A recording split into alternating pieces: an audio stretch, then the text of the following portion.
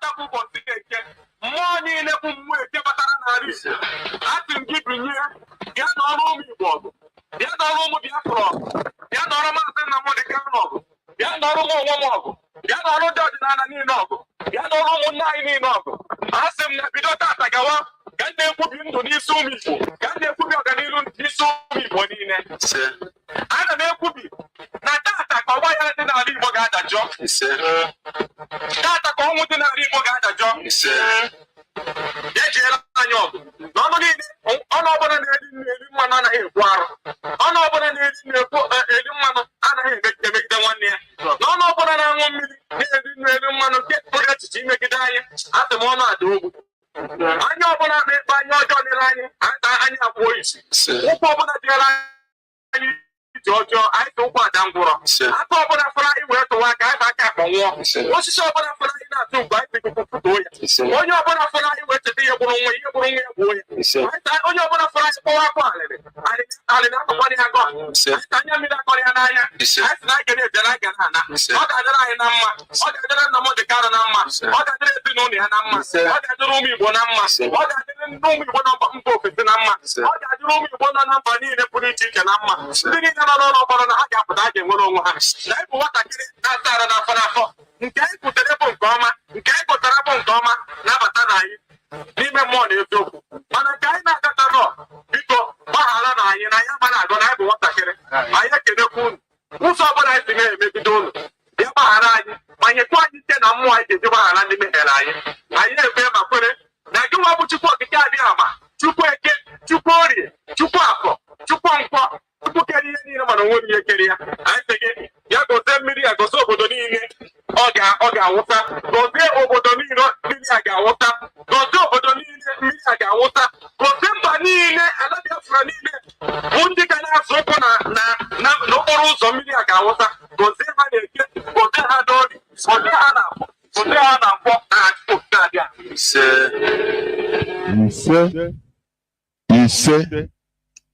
Ise.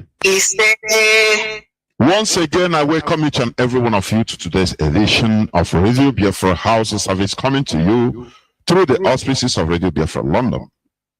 Today is Saturday, the 30th day of July 2022, being the day we dedicated for the foreseeable future on discussions concerning religious issues. We will never shy away from it. You can remember even during the days of our leader, even earlier days, when he dived into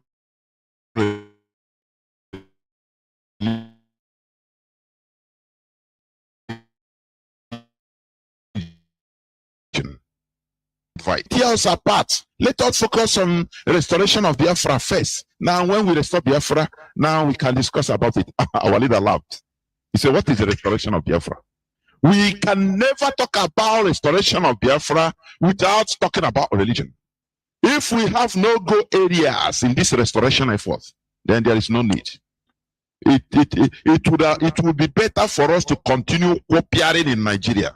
So that in order to satisfy ourselves, or few of us, no, don't talk, don't make sure, please, you are provoking some people, our advice.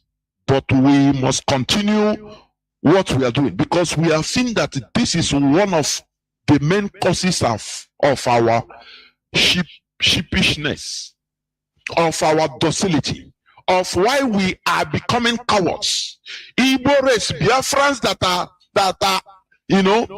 offsprings of that came from the lineage of brave Ekumeko. We are turning into cowards because of what they pump into our brains religiously. That God will fight our battles.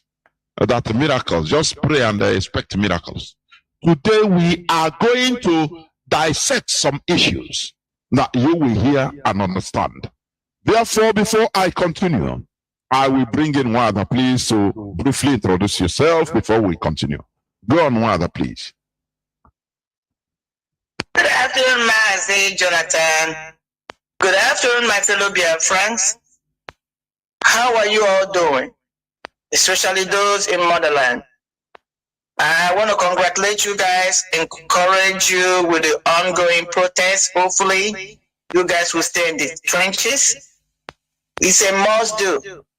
We must bring awareness to the systematic killing of our youth, the heartbeat, the engine of who we are. So what you guys are doing is noble. What you guys are doing is recognized internationally by any civilized world, even the under-civilized world.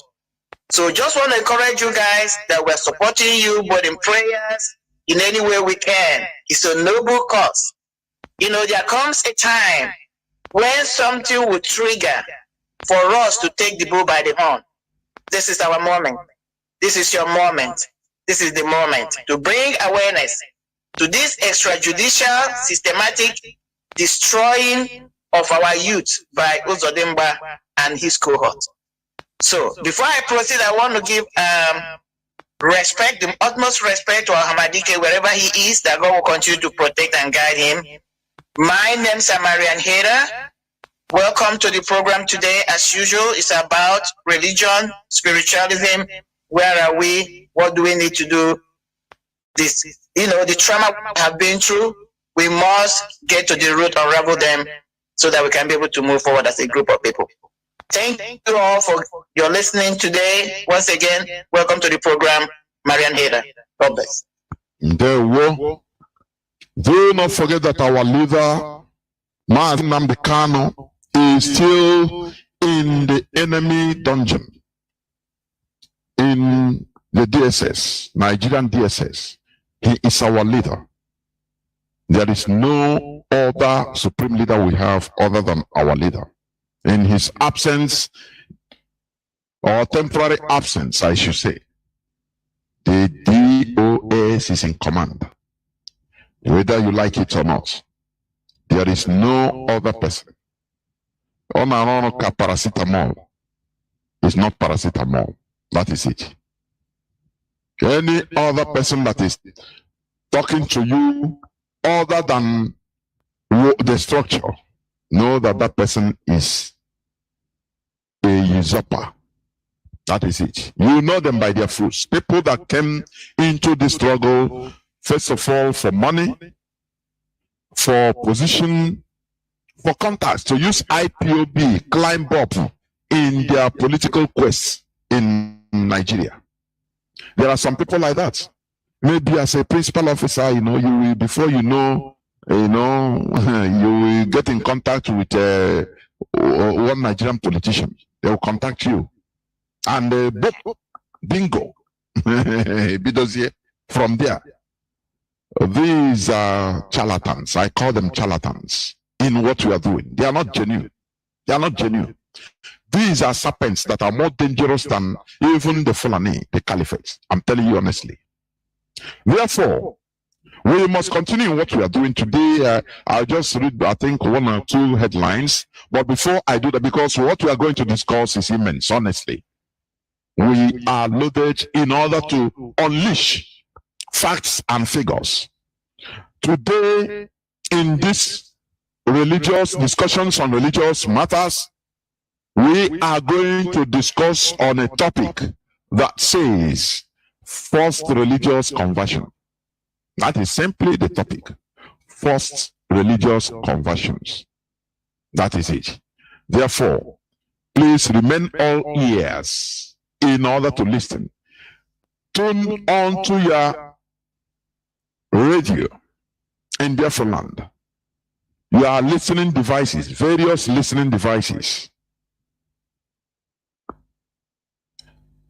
In order to listen onto this hallowed platform, do not even deny your enemies. Your enemy. Do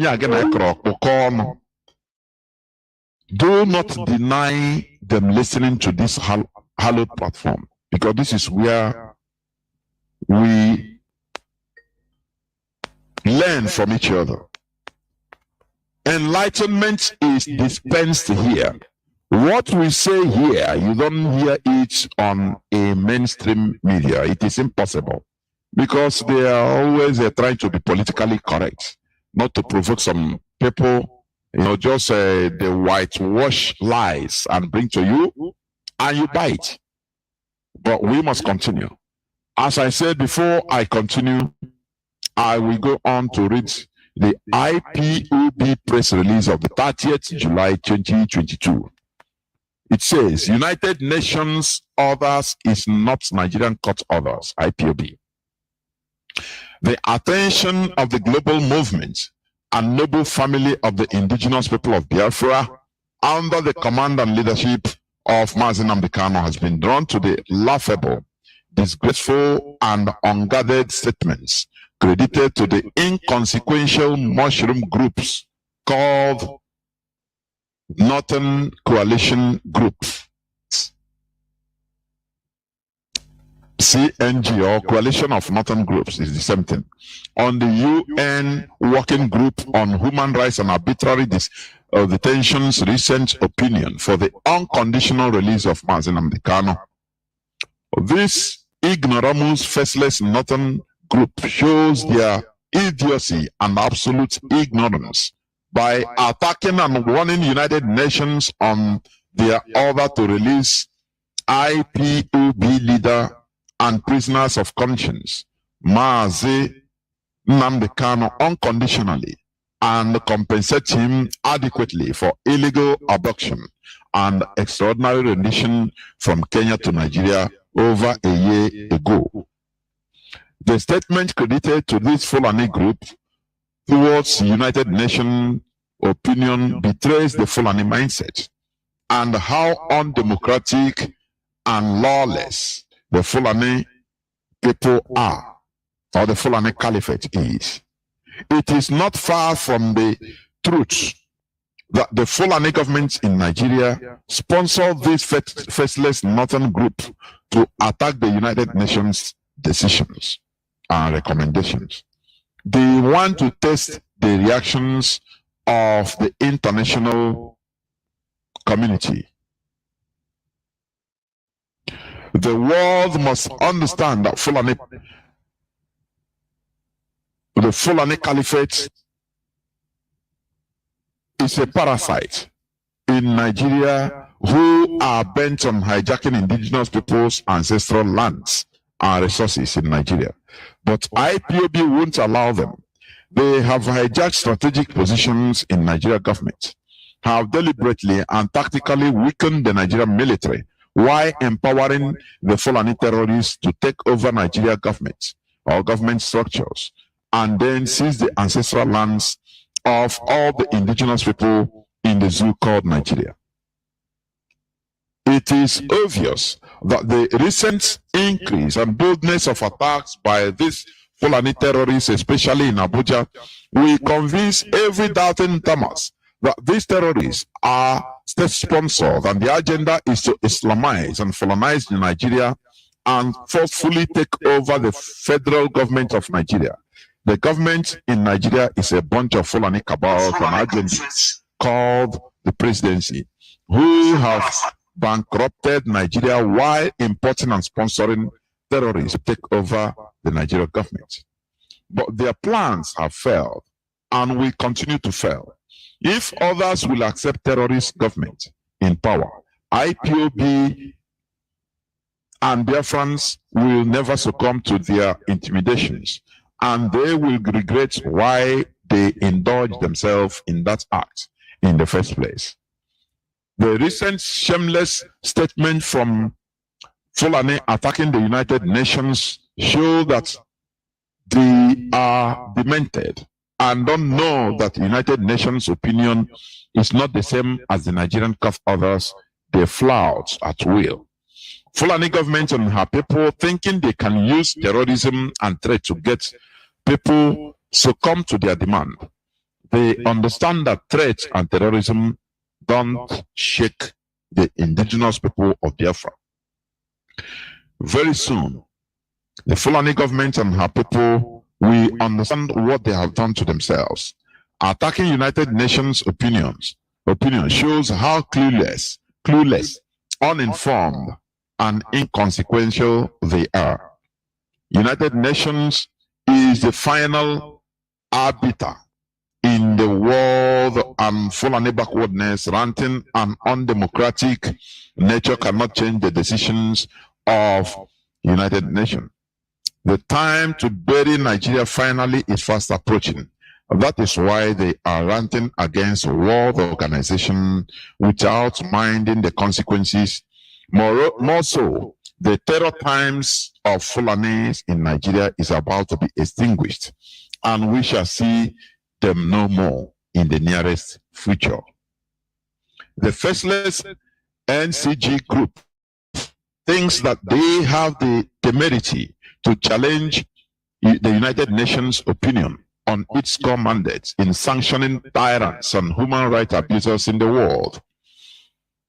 Fulani government thinks that the world are ignorant of what they are doing.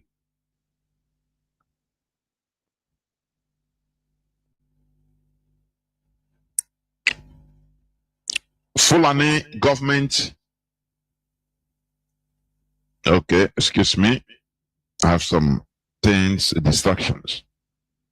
The faceless CNG group thinks that they have the temerity to challenge the United Nations opinion on its core mandate in sanctioning tyrants and human rights abusers in the world. The Fulani government thinks that the world are ignorant of what they are doing in Nigeria, creating different kinds of terror groups to terrorize and rampaging the public in the hope that that everyone will succumb to their intimidating tactics and yield to their Fulanization agenda. How pitiably wrong they are. They have indeed miscalculated this time around. When the faceless groups like CNG become government spokespersons, for Nigeria government to have kept mute since the order from United Nations means they knew what they have entered into. They don't want to say anything that will go contrary to the United Nations decisions as a government. Instead, this motley of uninformed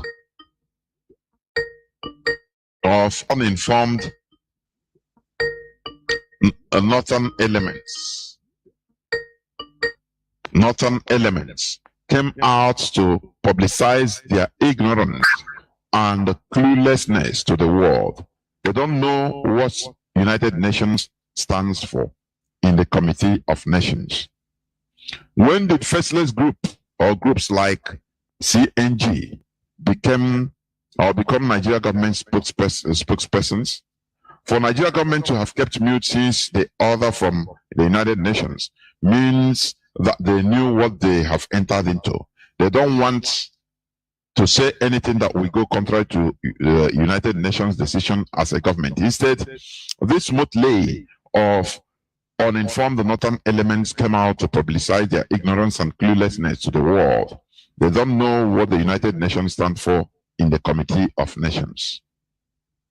Biafrans and other trapped nations in this contraption should go home and thank God Almighty Chukwukabiama, who is in heaven, for giving them a group called the Indigenous People of Biafra, IPOB, and MAZI Namdekano. Posterity will bear us witness the heavy price we paid, well, we have been paying in opening the eyes of the great nations trapped in this British enterprise or enterprises. Now, in British enterprises experiments called Nigeria. Comrade Emma Powerful, Media and Publicity Secretary for the Indigenous People of Biafra. We continue calling for the release of our leader. It is now ricocheting everywhere around the world, and our leader must be released. He must be released by fire, by force. We are not begging for what or our rights.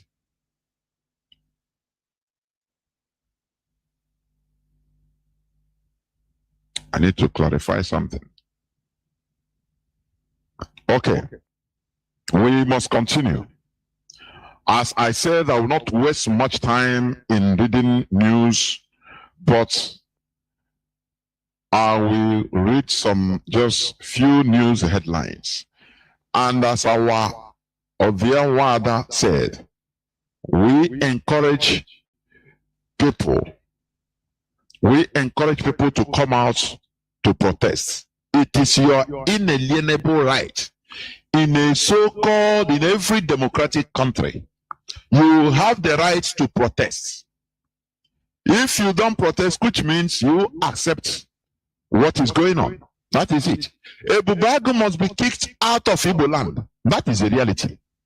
We commend people that are protesting. Others should join them and give them physical support in any way or every way possible.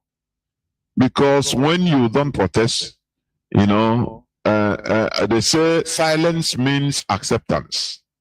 The interpretation of silence means acceptance.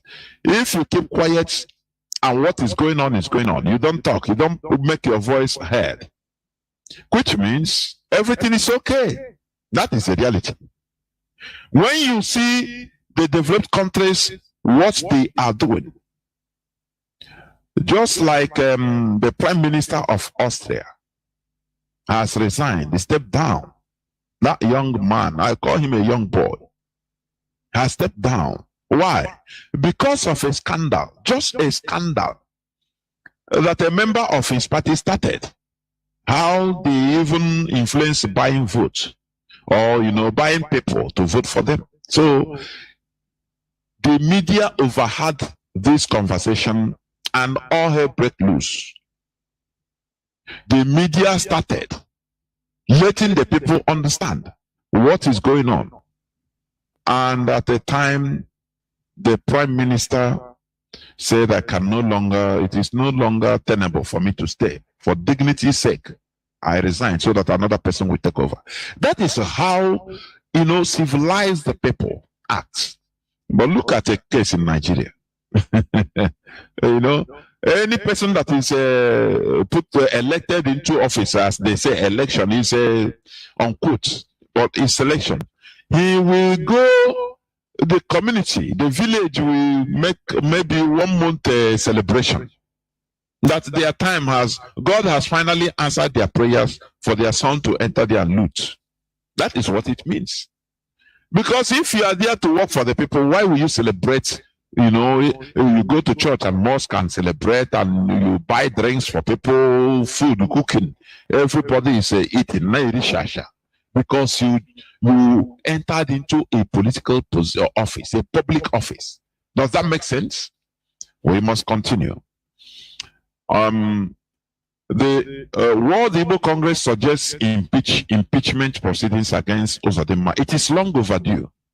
You understand? He must be kicked out of office. The World Igbo Congress has said it. It is long overdue because that man, the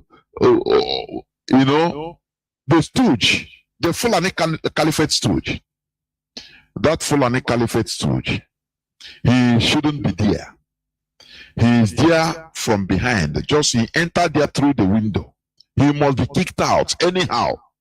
Therefore, you are encouraged to come out in order to protest. Look at he scammed the innocent of billions of naira. Bring cars, innocent manufactured and brought cars to him. And he celebrated, he bought cars from Innocent. Today, he didn't pay, he never paid a dime. Today, Innocent is suing him so that to pay him his money. This is the type of system you have, where everything is rotten. We must continue.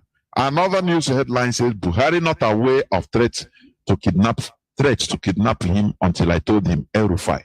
Do you see how they make light of issues? El-Rufai is a sitting governor. He's a current one of the commanders of Boko Haram, of all these terrorists. Everybody know that. Anytime he's coming out to talk against, his lip service against the terrorists, against Boko Haram, it's just to play politics, lip service to cover up his crime. Now he's saying it's him that informed the impostor that, terrorists want to kidnap you, be careful. Even I myself have taken care. Look at a government like Nigeria with the resources. Now they are making light of it. Imagine that it is another, maybe, I will not say Biafra, so that you will not even, think that. Imagine that it is Odua, OPC, that threatened to kidnap Rufai, the president. What will happen? Carpet bombing. They will carpet bomb everywhere. Talk less of Biafra, saying that, if you don't give us Biafra, we kidnap you. Look at, they will now, they will blow it, and before you know, bomb is, they will take it to the whole Western governments, United Nations, and look at, these are terrorists. Just that is why we need planes, more planes and equipment to kill, bombard these people. But in their own, the things they are sponsoring, they are playing it down, laughing over it. Say, oh, President, be careful. After all, you see how the terrorists, the Fulani terrorists, they are boldly marching towards Abuja. You see it in social media. They film their attack and they send it out boldly. Whereas the Nigerian military, their equipments are old-fashioned. Do you see it? That is what we are suffering and why we want to move out from that dungeon called Nigeria. Why attacks have accelerated military source. When you read here, you will see that they are bent on continuous analyzing. They are making analysis without doing anything. It is absurd that the terrorists are marching boldly right from the periphery of the Nigerian borders down to the center. Something that never happened in any, even West African countries. It never happened. The border areas. In Burkina Faso, the same thing. They never go down to the capital. But remember what Pastor Emmanuel Bosun said, Abuja Declaration 1989. That tells you all you need to know. The Islamization or Fulanization of Nigeria through Islamization. That is when they hatch the plan, practicalize it. When Babangida puts hands into the coffers of Nigeria and paid $21 billion, not 21 billion naira, to the OIC to Islamize, to Fulanize Nigeria through Islamization. This is what is playing out today. Before people can say, no, it cannot happen. It's propaganda. We are safe in Abuja today. Are you safe? Are you safe? I'm asking. The answer is no. We must continue doing the needful. While I don't know whether you have anything to say before I continue to the main topic of the hour. Yes, MAZI, I have one or two things to add to the go on. News making headlines. I think I monitor the same news. You're talking about where they were making light of Rufai, talking about he told the president. When I saw that, then it was really shameful. It's a shameful news. Why do I say that? So now is that trying to say that the president is not being debriefed of the security status of the country? That's what it means. One of the major daily briefings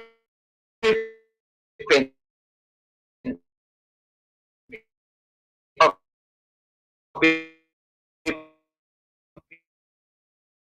any president of able to strategize, move things from one into the other, because his main job is to protect the people and the property.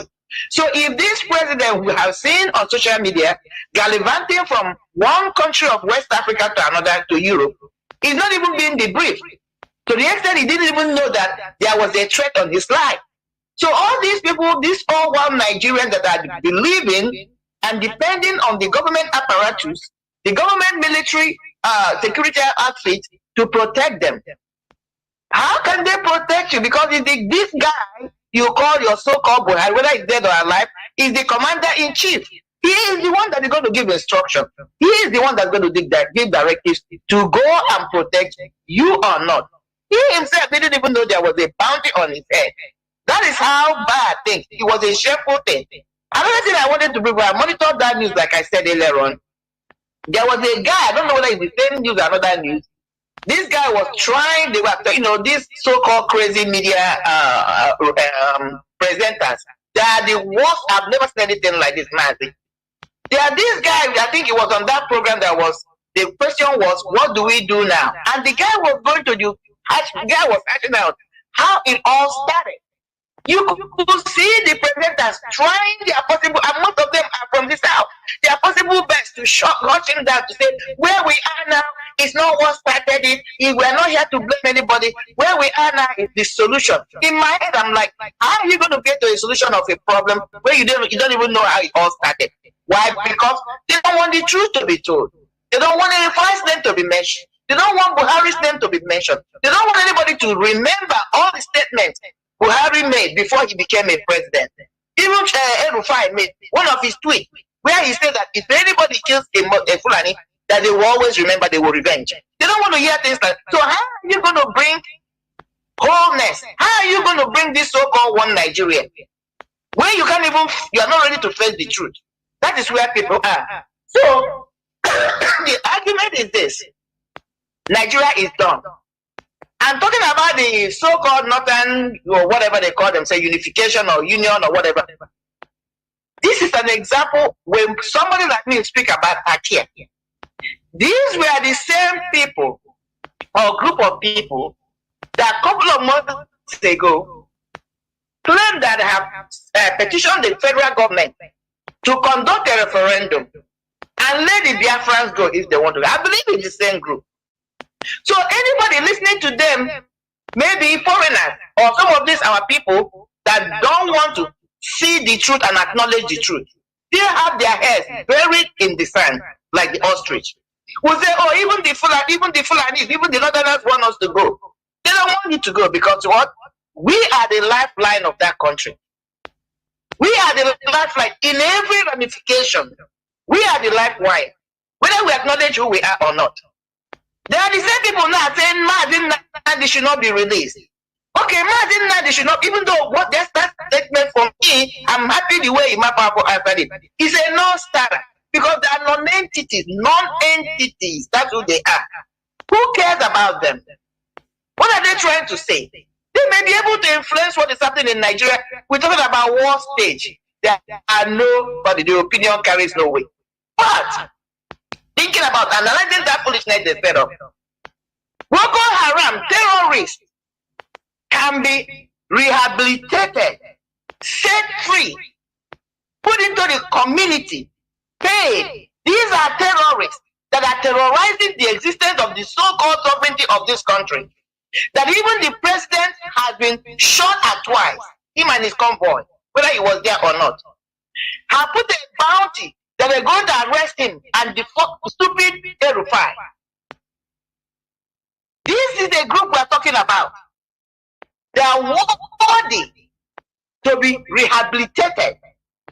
But an innocent man who is just exercising his inalienable right cannot be released. And somebody is listening to that. That is why I said it was a non-starter for me, that because they are non-entities. So issues like that, honestly, I'm glad, brother Yamal-402, comrade Yamal-402 said it, because for those, because there are some of us who, for some reason, it doesn't matter how much you try to minister to them, talk to them, they are not getting this story.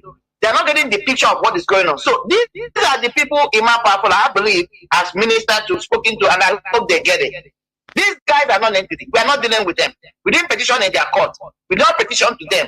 The opinion should not matter, does not matter, will never matter. So that's the where things stand. So this is one of these that we're going to bring in mind as we continue to proceed to the meeting. But Nigeria is truly done. All those people who think they can hide in Abuja is not safe anymore. So my question becomes to them, even the Ohanese is talking about whatever they're saying, I don't even trust them. All of them that have been advocating, thinking they were safe in Lagos and Abuja, let them wake up and smell the coffee. So where are they going to run down now? Somebody like this stupid who's of them, he's ruling from Abuja. Let him go home, because the time will come when Abuja cannot accommodate any one of them.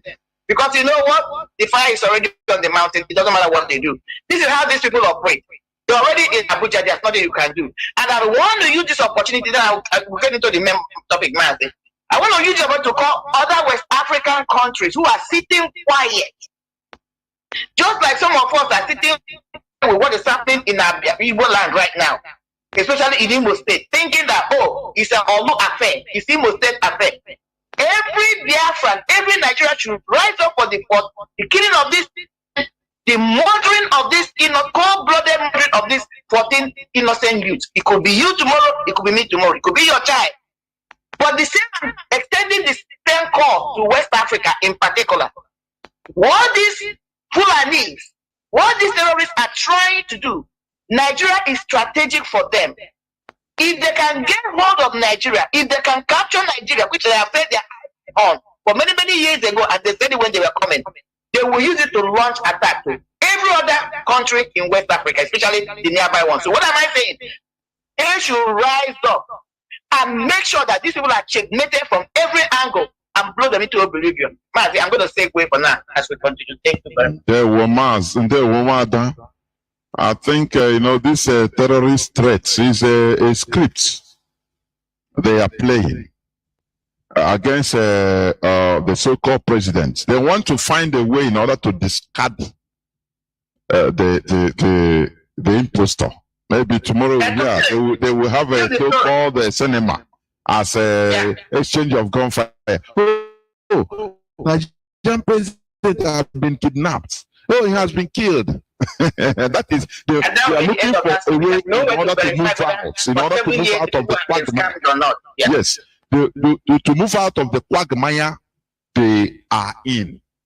Because that thing that is there, they are calling Buhari, everybody knows. Everybody knows. So they want to find a way in order to discard him. He's expendable. We must continue. I will start by reiterating, please stop calling these people the House of Fulani. There is nothing like House of Fulani as a people. It is dawning on everybody that the Hausas are rising up. It doesn't matter the pace, but they are rising up. We'll go and watch the BBC documentary where they specifically said it, that this is first in history, in the history of that zoo, that Hausas and Fulani, that we are one. Now, they are against each other. Stop calling them House of Fulani. There is nothing like House of Fulani as a people. This issue of even House of Program and House of Fulani. Every time we cry, oh, they are dividing us. They are dividing us. Oh, they have Bendelibo. They have. We are lamenting. And after I say, but why can't we pay them back with their own coins? Instead of defending, we attack. We isolate them. We isolate the Fulani as the bad people. And that is what is happening today. That is the strategy. And it is what's working. So we must continue in what we are doing, because it is working. Today, the Hausa, they are rising up. Do not forget that there are people that are in the midst of the Fulani and Hausa. Like there are people that have both parents, mixed parents. You understand? The same way we have in our land. So it is not going to be easy, but it is not impossible. In our land, we have mixed multitude, and that's why one of the reasons we are suffering from sabotage also. You understand? Because we have mixed multitude. You understand me? So it is not going to be easy, but don't say that it is impossible. Oh, instead of like, now let us continue classifying them together. No, that is a very wrong notion. Stop calling them the House of Fulani. We must continue. As I said, today the topic of our submission, our religious discussion, because we are going to continue this through the foreseeable future, please. It doesn't matter who is provoked. We want to stimulate your brains into making researches, into finding out, because when you go into history, sometimes you start being afraid of that we have been fooled right from time. Now, first religious conversions is the topic of our discussions today, being 30th day of July 2022. Let's go. Religious conversion is the rejection of one's beliefs identified with one particular religion and affiliating with another. That is religious conversion. Simple. First religious conversion could be by coercion, undue influence or inducement. Marital conversions, that is conversions due to marriage. All are first religious conversions. It is first. Whether it is by bribing or by promoting, as they are doing in the zoo.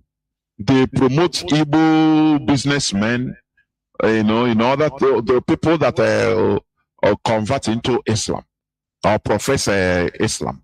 Now they give them advantages. They can lend them money without interest. They can supply them or give them contracts in order to promote them. All these are means of forceful religious conversions or forced religious conversions. Do you understand? The main reason for conversion from one religion to another is the perceived inferiority or backwardness of the former religion. I don't know whether you understand what I mean. The main reason for conversion from one religion to another is a perceived inferiority or backwardness of the former religion. But the reality is that religious conversion is viewed by anthropologists as purely political. It is purely political. It is not what you think. They want to lead you to heaven. No. Religion is a political tool. Just as politics, religion uses different tools, including coercion and emotion, to motivate behavior. That is the reality. So, stop thinking that, they brought you foreign religion in order they love you so much for you to go to heaven, to put you into heaven. We will go into details. You will be surprised. You will be shocked what you are defending. We'll go into some details.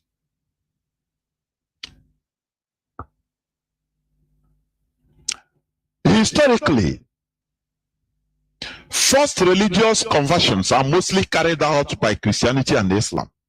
Historically, the first religious conversions are mostly carried out by Christianity and Islam. Why? What is the reason?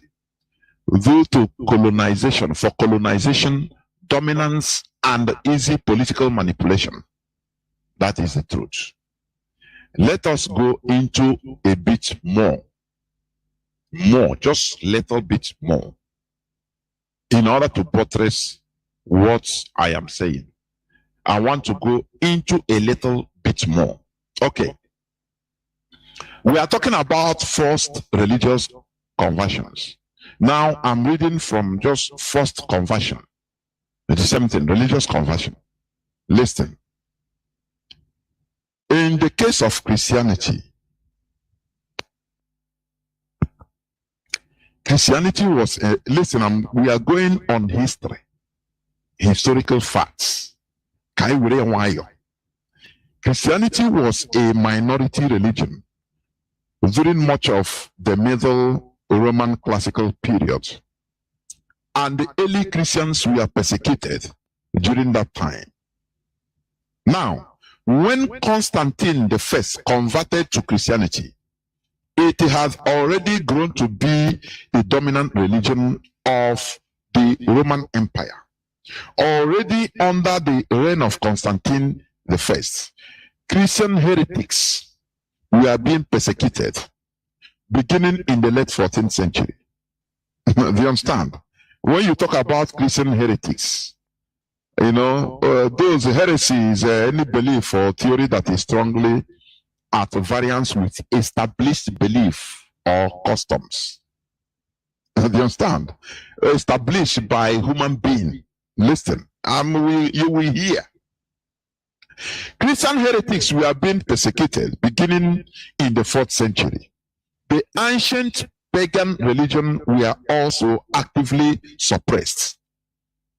In the view of many historians, the Constantinian shift turned Christianity from a persecuted religion into a religion which was capable of persecuting and sometimes eager to persecute.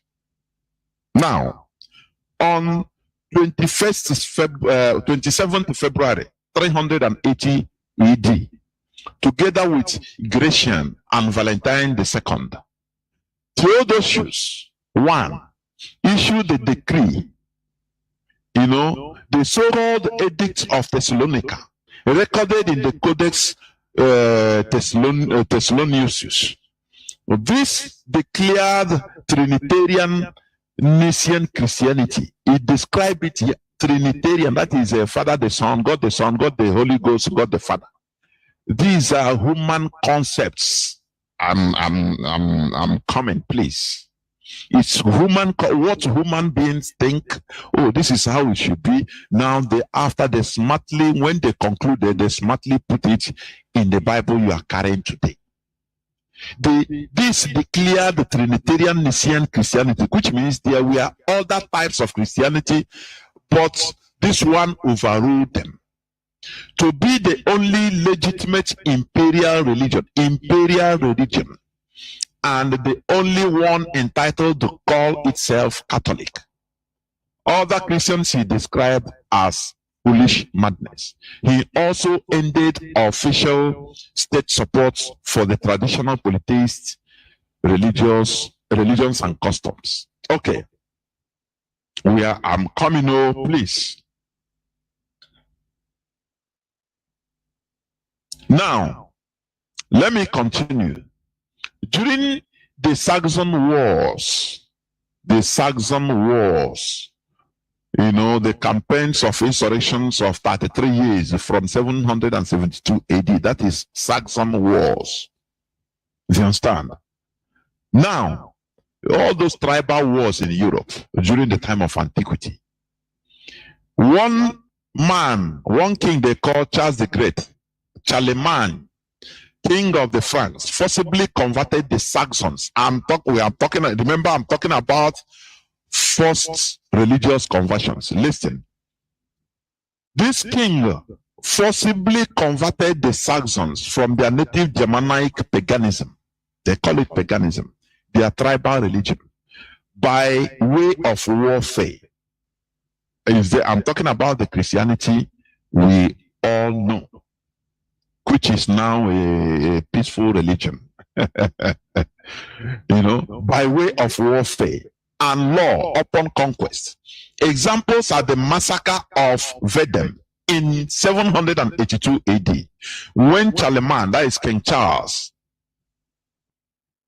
reportedly had 4,500 captive Saxons massacred for rebelling against Christianity. If you understand, he had them massacred. A law imposed on conquered Saxons in 785 after another rebellion and destruction of churches and killing of missionary priests and monks that prescribed death to those who refused to convert to Christianity. That is forceful conversion. This one was happening in Europe. What I'm telling you is how Europe today, as you see, is a Christian country, how it all started. It is not an easy job. The same thing the Fulani is trying to do in our land. When the thing was happening, it is not easy. They conquer you by sword. They convert you by sword. People will be shouting. But after years coming, when everybody is conquered, flowing through one direction religiously, now that generation will not understand. They will fail to understand how their ancestors were put into that religion in the first place. That is what is happening in our land. Today, Our people defend this religion, this Christianity, with every alacrity. They didn't know that what is happening now, colonization through Islamization, was a child's play to what the Europeans did in our land in the name of conversion to Christianity. And our ancestors were fighting it. We are being slaughtered at that time. And today, because of the time has gone, centuries passed, and this generation, we could not understand how this Bible you are carrying come into your hand. That is how European religion was, smoothly unified through conquest. I will come, I'm talking to on a European basis. I will come to Africa, please. Listen. First conversion that occurred after the 7th century generally took place during riots and massacres carried out by mobs and clergy without support of the rulers. In contrast, royal persecutions of Jews from the late 11th century onward generally took the form of expulsions, with other exceptions such as conversions of Jews in southern Italy of the 13th century, which were carried out by Dominican inquisitors instigated by King Charles II of Naples. Jewish were forced to convert to Christianity by the Crusaders of Lorraine on the Lower Rhine, in Bavaria and Bohemia, in Mainz and in Worms. Do you understand? Pope Innocent III pronounced in 1201 that if one agreed to be baptized to avoid the torture and intimidation, one nevertheless could be compelled to outwardly observe Christianity. I'm telling you some of the heinous crimes and atrocities committed by Christianity. What you are seeing today in our land is a child's play. Do you understand? All this they did in Europe, in tribal Europe. Then talk less of what happened where they have the same color. Talk less of what happened in Africa. You will see it. And Pope Innocent III, in 1201, he said, those who are immersed, even though reluctant, do belong to ecclesiastical jurisdiction, at least by reason of the sacrament, and might therefore be reasonably compelled to observe the rules of the Christian faith. It is, to be sure, contrary to the Christian faith that anyone who is unwilling and wholly opposed to it should be compelled to adopt and observe Christianity. For this reason, a valid distinction is made by some between kinds of unwilling ones and kinds of compelled ones. Thus, one who is drawn to Christianity by violence, through fear and through torture, and receive the sacrament of baptism in order to avoid loss, he, like praise of Christianity, and may be forced to observe the Christian faith as one who expressed a conditional willingness, though absolutely speaking he was unwilling. This Pope was explaining the details, justifying the massacre, the forceful conversion of people into Christianity. If you don't believe, they will kill you. that is history. It's a historical. These are historical facts. We are not making them out or making them up. Do you understand? Now,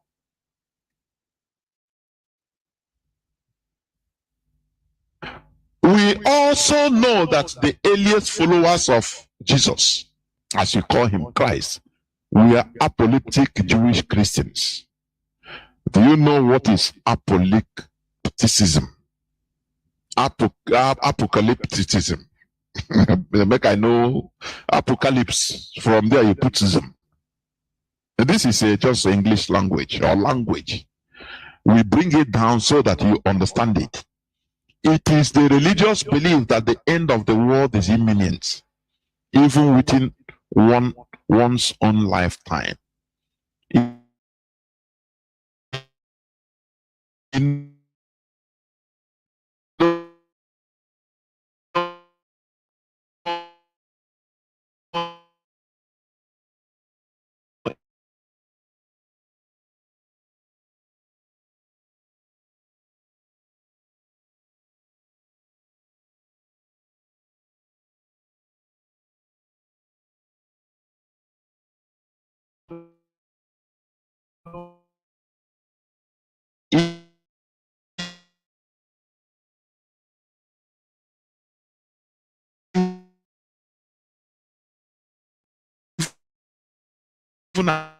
according to the writings of the Bible, the early Christians, they were inside the house always breaking bread.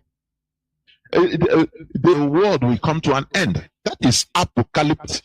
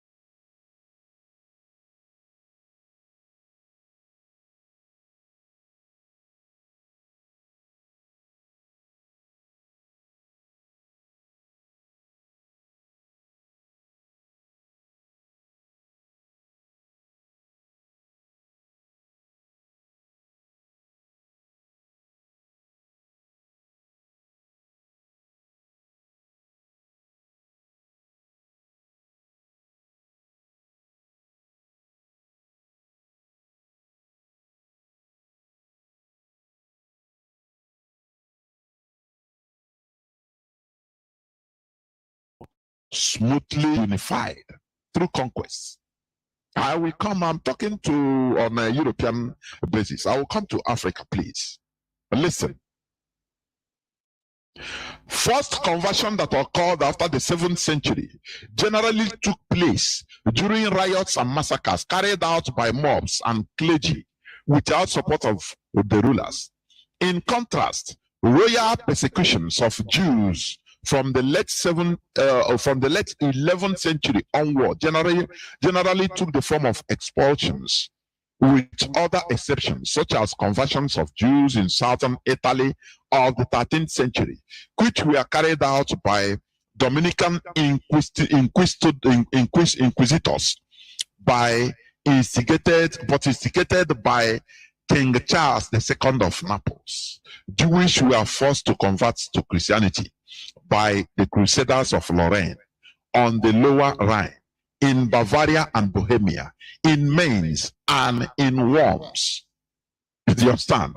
Pope Innocent III pronounced in 1201 that if one agreed to be baptized to avoid torture and intimidation, one nevertheless could be compelled to outwardly observe Christianity. I'm telling you some of the heinous crimes and atrocities committed by Christianity. What you are seeing today in our land is a child's play. Do you understand? All this they did in Europe, in tribal Europe. Then talk less of what happened where they have the same color. Talk less of what happened in Africa. You will see it. And Pope Innocent III, in 1201, he said, those who are immersed, even though reluctant, do belong to ecclesiastical jurisdiction, at least by reason of the sacrament, and might therefore be reasonably compelled to observe the rules of the Christian faith. It is, to be sure, contrary to the Christian faith that anyone who is unwilling and wholly opposed to it should be compelled to adopt and observe Christianity. For this reason, a valid distinction is made by some between kinds of unwilling ones and kinds of compelled ones. Thus, one who is drawn to Christianity by violence, through fear and through torture, and receive the sacrament of baptism in order to avoid loss, he, like one who comes to baptism in dissimulation, does receive the impress of Christianity and may be forced to observe the Christian faith, as one who expressed a conditional willingness, though absolutely speaking he was unwilling. This Pope was explaining the details, justifying the massacre, the forceful conversion of people into Christianity. If you don't believe, they will kill you. that is history. It's a historical. These are historical facts. We are not making them out or making them up. Do you understand? Now,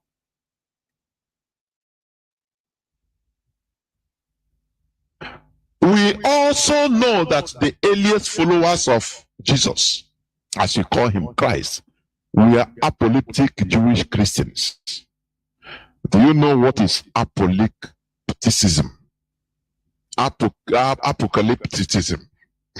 Make I know apocalypse. From there you put ism. This is just English language or language. We bring it down so that you understand it. It is the religious belief that the end of the world is imminent, even within one's own lifetime. You know, even according to the writings of the Bible, the early Christians, the apostles, the disciples, they were inside the house always breaking bread. They were selling their things, thinking that the world will come to an end. That is apocalyptic Christians. That is how they believe that this world will come to an end. That is why, even when you read the book of Acts, I think chapter 8, or if I'm not mistaken, about Ananias and Sapphira, have you forgotten? Others were selling their own things. Nobody compelled them. And they sell their land, why are people selling their things? Coming to the church, to the gathering, in order to, because they believe that no need of having all this is because the world is coming to an end. as of that time. And do you see how things are? Till today, the world is still existing. When Ananias and Sapphira came, they sold their kingdom brought and hid some part of the money. And you know what happened according to the story. So this show that these people were apocalyptic Christian in their lifetime. They never even believe that the world will reach now. Now, the inclusion of Gentiles, that is non-Jews, in the developing early Christian church caused the separation of early Christianity from Judaism during the first 2 centuries of the Christian era. Do you understand what? You know, as we used to say, which is a fact, Christianity is supposed not to be a different religion. Do you understand? Christianity is not so, it's a Jewish religion, normally. Because Christ is a Jew. He's a Jewish man that, you know, he practiced Jewish customs and prayers and everything. But after his departure, the way one usurper called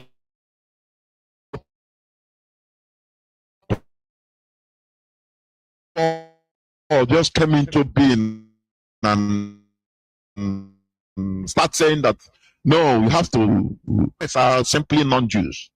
They are Gentiles. They are known as Gentiles. Now, even historically, Peter was against it. He said, no, this is our religion.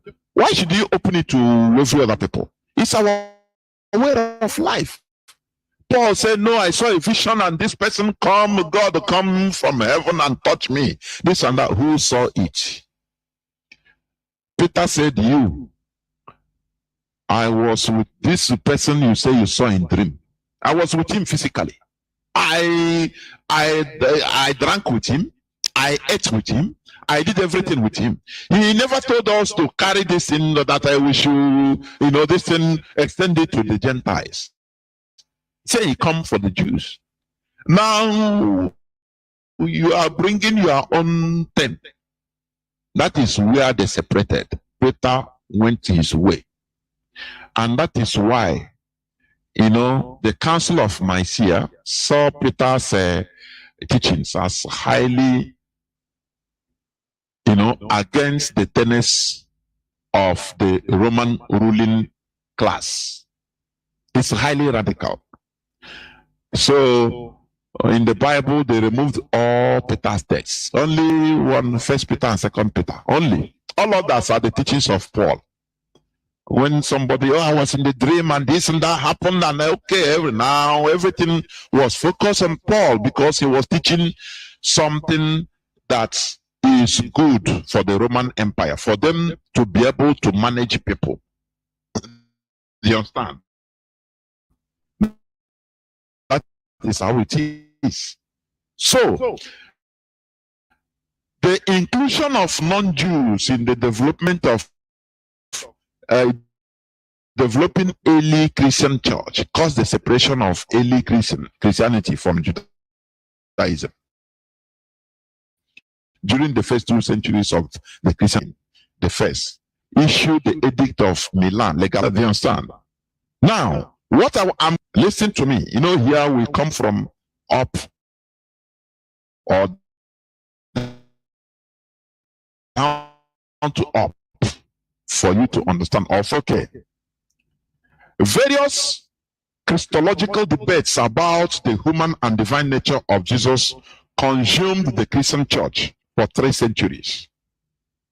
And 7 ecumenical councils were called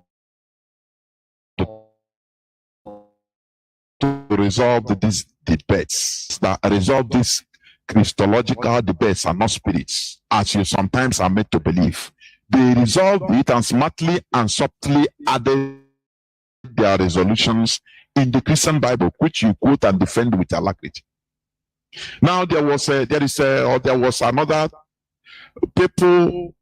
group of Christianity or Christians that did not agree with this ecumenical, council. They are called the Arianism. The Arians. They follow the teachings of Arianism. Arianism was condemned at the first council of Nicaea in 325 AD, which supported the Trinitarian doctrine as expounded in the Nicene Creed.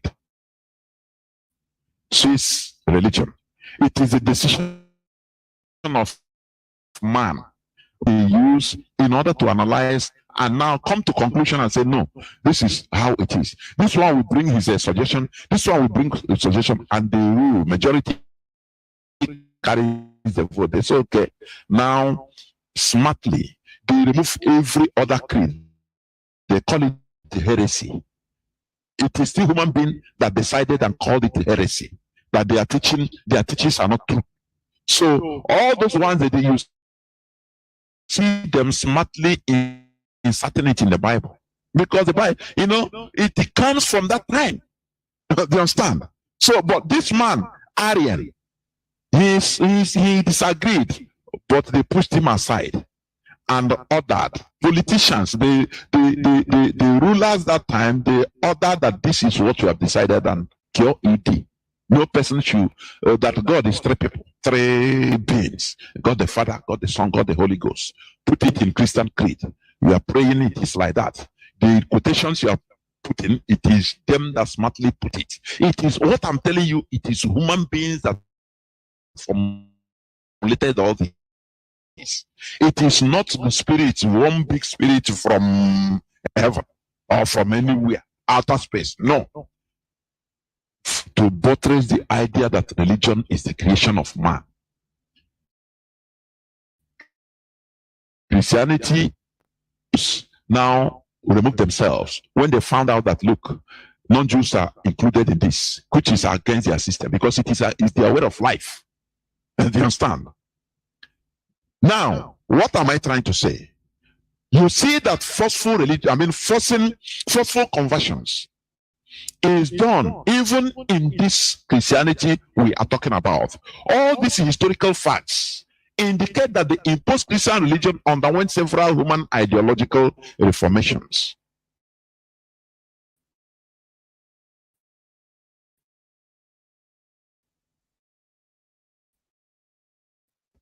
Human ideology, in order for the religion, from time to time it become reformed. This time around, they are trying to indulge true Christianity. That is homosexualism generally, the whole genders. Now they are trying to imbibe it letter by letter into Christianity, because for them time have changed, so they change with time in order not to stagnate. Do you see how things are being done? Okay, but you yourself, you'll be it's not disrupting. Honestly, the truth is that because of economic reasons, because most of the key, where that idea in America is obvious, most people that are holding key positions, whether in politics or economic setting, most of them are confessing homosexual in practice. So it's for economic reason. Yes, go ahead, Lance. Of course, because they are promoting it. So they want to include them. Yes. Yeah. So that is, I'm giving an example of how this is. Look, if care is not taken, look, once they perfect their idea of putting it, they will find a space in the new Bible. They will be putting some words and retrieving the old type with the old Bibles. Listen, so that in the next 200 years, it will no more be a new thing that time. They'll be people that time will be quoting where Bible allows homosexuality. That is the fact. The same way you are quoting many things you don't know when it was fixed in the Bible. As time goes on, do you understand? We must continue. Now, as I said, the same thing happened to Islam, and that is why that is human ideological reformations, not a spiritual reformation. Human beings that are controlling the religion, they will from time to time meet and say, oh boy, we are going out of date. So let us update. You know, the same way you update your system, your laptop. Sometimes they'll bring new features, new programs that they'll tell you, update your computer. If you don't update it, it will not work with certain issues. Your computer will die a natural death gradually. You will not be getting many apps. Do you see it? Just like your mobile phone. That is the reality. So all these things are updated by human beings. The same thing happens to Islam. And that is why there are several denominations in Islam also, which includes the Shia, Ibadi, Ahmadiyya, Sufism, etc. Therefore, the same human reformation should be happening to our indigenous religions in order to keep it alive and to meet up with the present time. Do you understand? You know, as I used to say, the problem with our indigenous religion that it was not updated. So it stagnated and started smelling. That is why when you talk about today, when you talk about our indigenous religion, Omenalai, immediately people will go back, their mind we go immediately to, you know, killing cows and goats or killing a bully, doing bad things, because it was not updated. It was stagnant where it was being left since the conquest of Christianity in our land. Do you understand? This happened also in Islam. This is why we should stop regarding our indigenous religions with the same old practices of antiquity. Rather, we should endeavor to most release our indigenous religions. As you understand?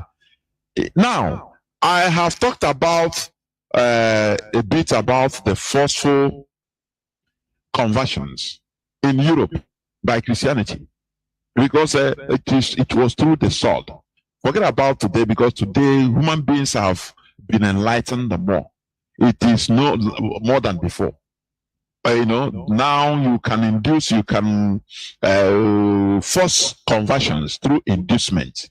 The same way elections are rigged in Nigeria through buying PVC. It is no more, you know, as time goes, you see different ways emerge of doing things, which is also amounts to the same thing. All is fraud, rigging. Now they will buy and give you 500 naira. I saw in the internet, on social media, in the north, you are 500, you are PVC, and you take 500 naira, and people are collecting 500 naira.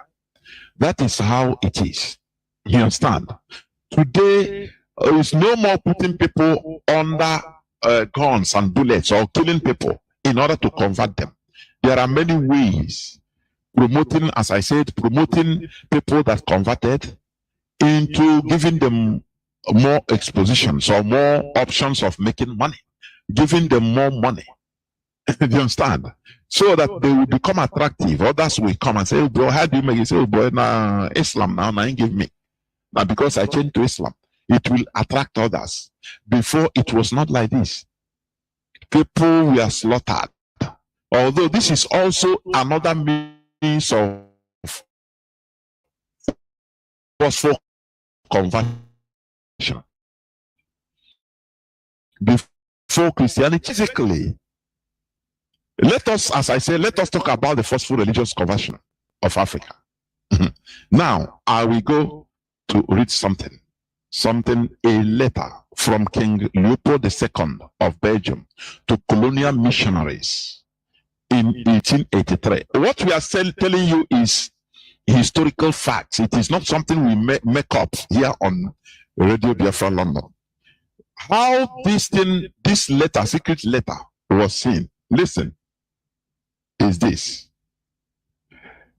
Somebody, one African Congolese, was offered a Bible by one of these missionaries. At that time, 19th century, 18 something. He forgot that one of the copies of this letter was inside the Bible. Close the Bible. And the man took it, very wise, as the man is, or as the man was, because it was during the old time, 18 something, the Christianization of Congo, of Africa. When the man opened, he took the Bible from the white missionary, and he was shocked. What I'm going to read for you. He was shocked. He started reading it. He was shocked. Now, this is a letter from King Leopold.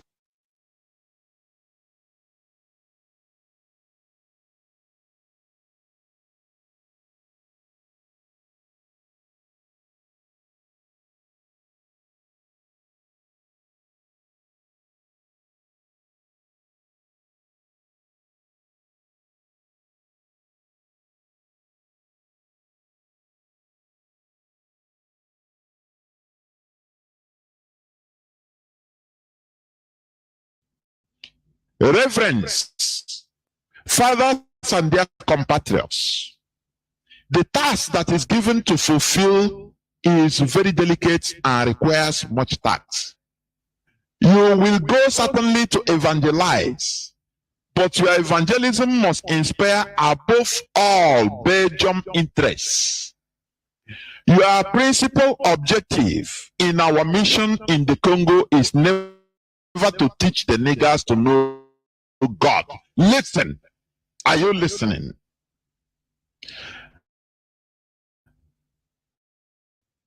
He says, let me reiterate. You will go certainly to evangelize interest, which is not sending you, their interest is not sending you to heaven as you think. It is their interest, number one. Your principal objective in our mission in the Congo is never to teach the niggers to know God. This they know already. They speak and submit to a Mungu, one Nzambi, one Nzakumba, and what else I don't know. That is the names of their deities. This man, the king of Congo, is telling the missionaries, the Christian missionaries, that you don't need to, your mission is not to teach these niggers God. They know God already, even past you. Now, your mission is to insert our interest, put Belgium interest first. Okay.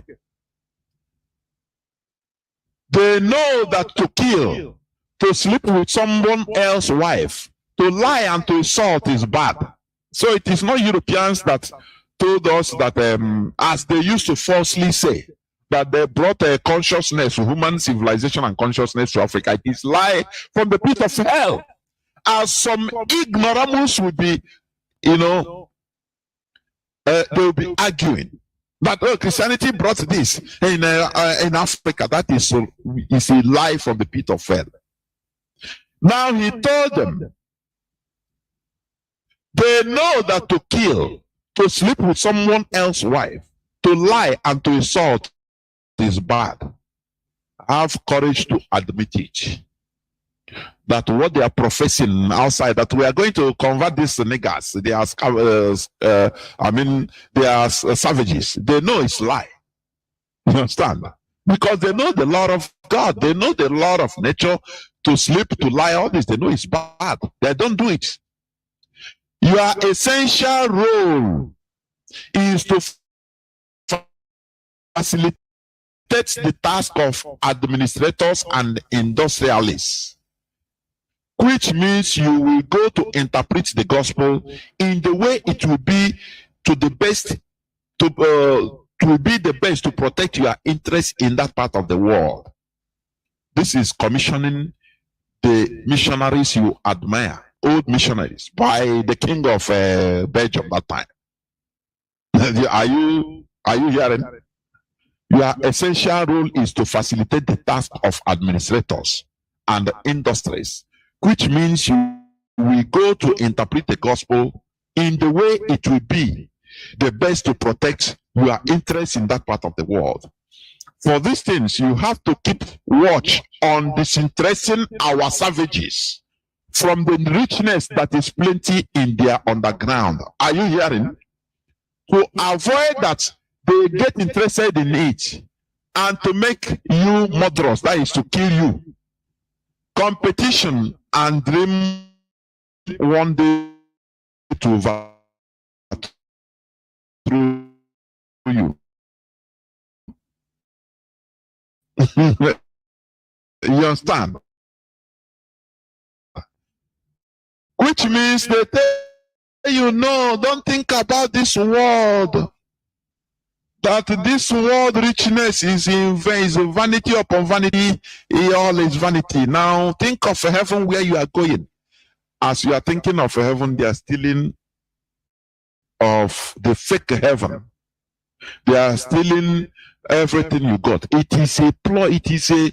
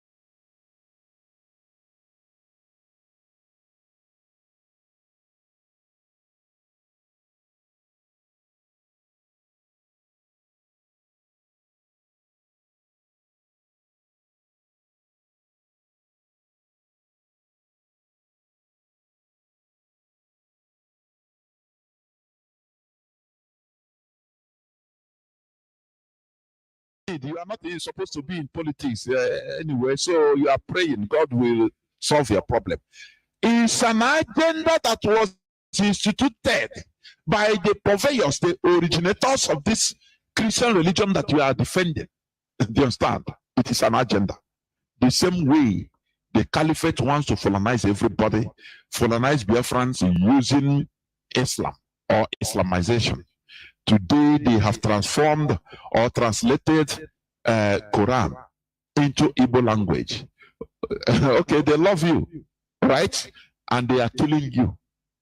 But the only thing they do is to translate Quran, to sponsor some useless Igbos to translating Quran into Igbo language, so that to dominate you mentally. When you read, you start seeing God in their own way, through their own vision, so that they will be able to be controlling you.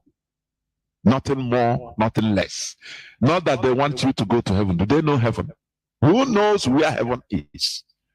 Somebody says, if you think that you die and go to heaven, why not die now and run to heaven? What is preventing you from dying and going to heaven? For you to know that they put you in a rat race to continue pursuing shadow, whereas they are stealing everything in your land. That is why they bring you, they force you into this religion that you are defending today. That is the reality. To make you not interested in the riches in your land, as we are doing today. And you continue, you are suffering and smiling. You are in Potopoto in Ariari, in Onisha, and you are happy. What makes you happy? Oh boy, I know that I know who I believe in. That my wealth is not in this world, and tomorrow if I die, I'll go to heaven. That is why my happiness. And you don't want to get involved in order to change the physical status quo. Do you understand? But you want to travel to Spain. You want to travel to Spain. Go on. Do they really want to die? The question is, do they really want to die? Because this individual is telling you my reward is in heaven, acting like they can't wait to die. When they get sick, they go to hospital to get well. I've always argued, if you truly believe in what you're confessing, when you're sick, you should not make any effort to get well. You should allow yourself to die so that you can quickly go to heaven. The same individuals that are saying that when they lose loved ones, they're crying and asking God why. Shouldn't they be happy if they so believe in that?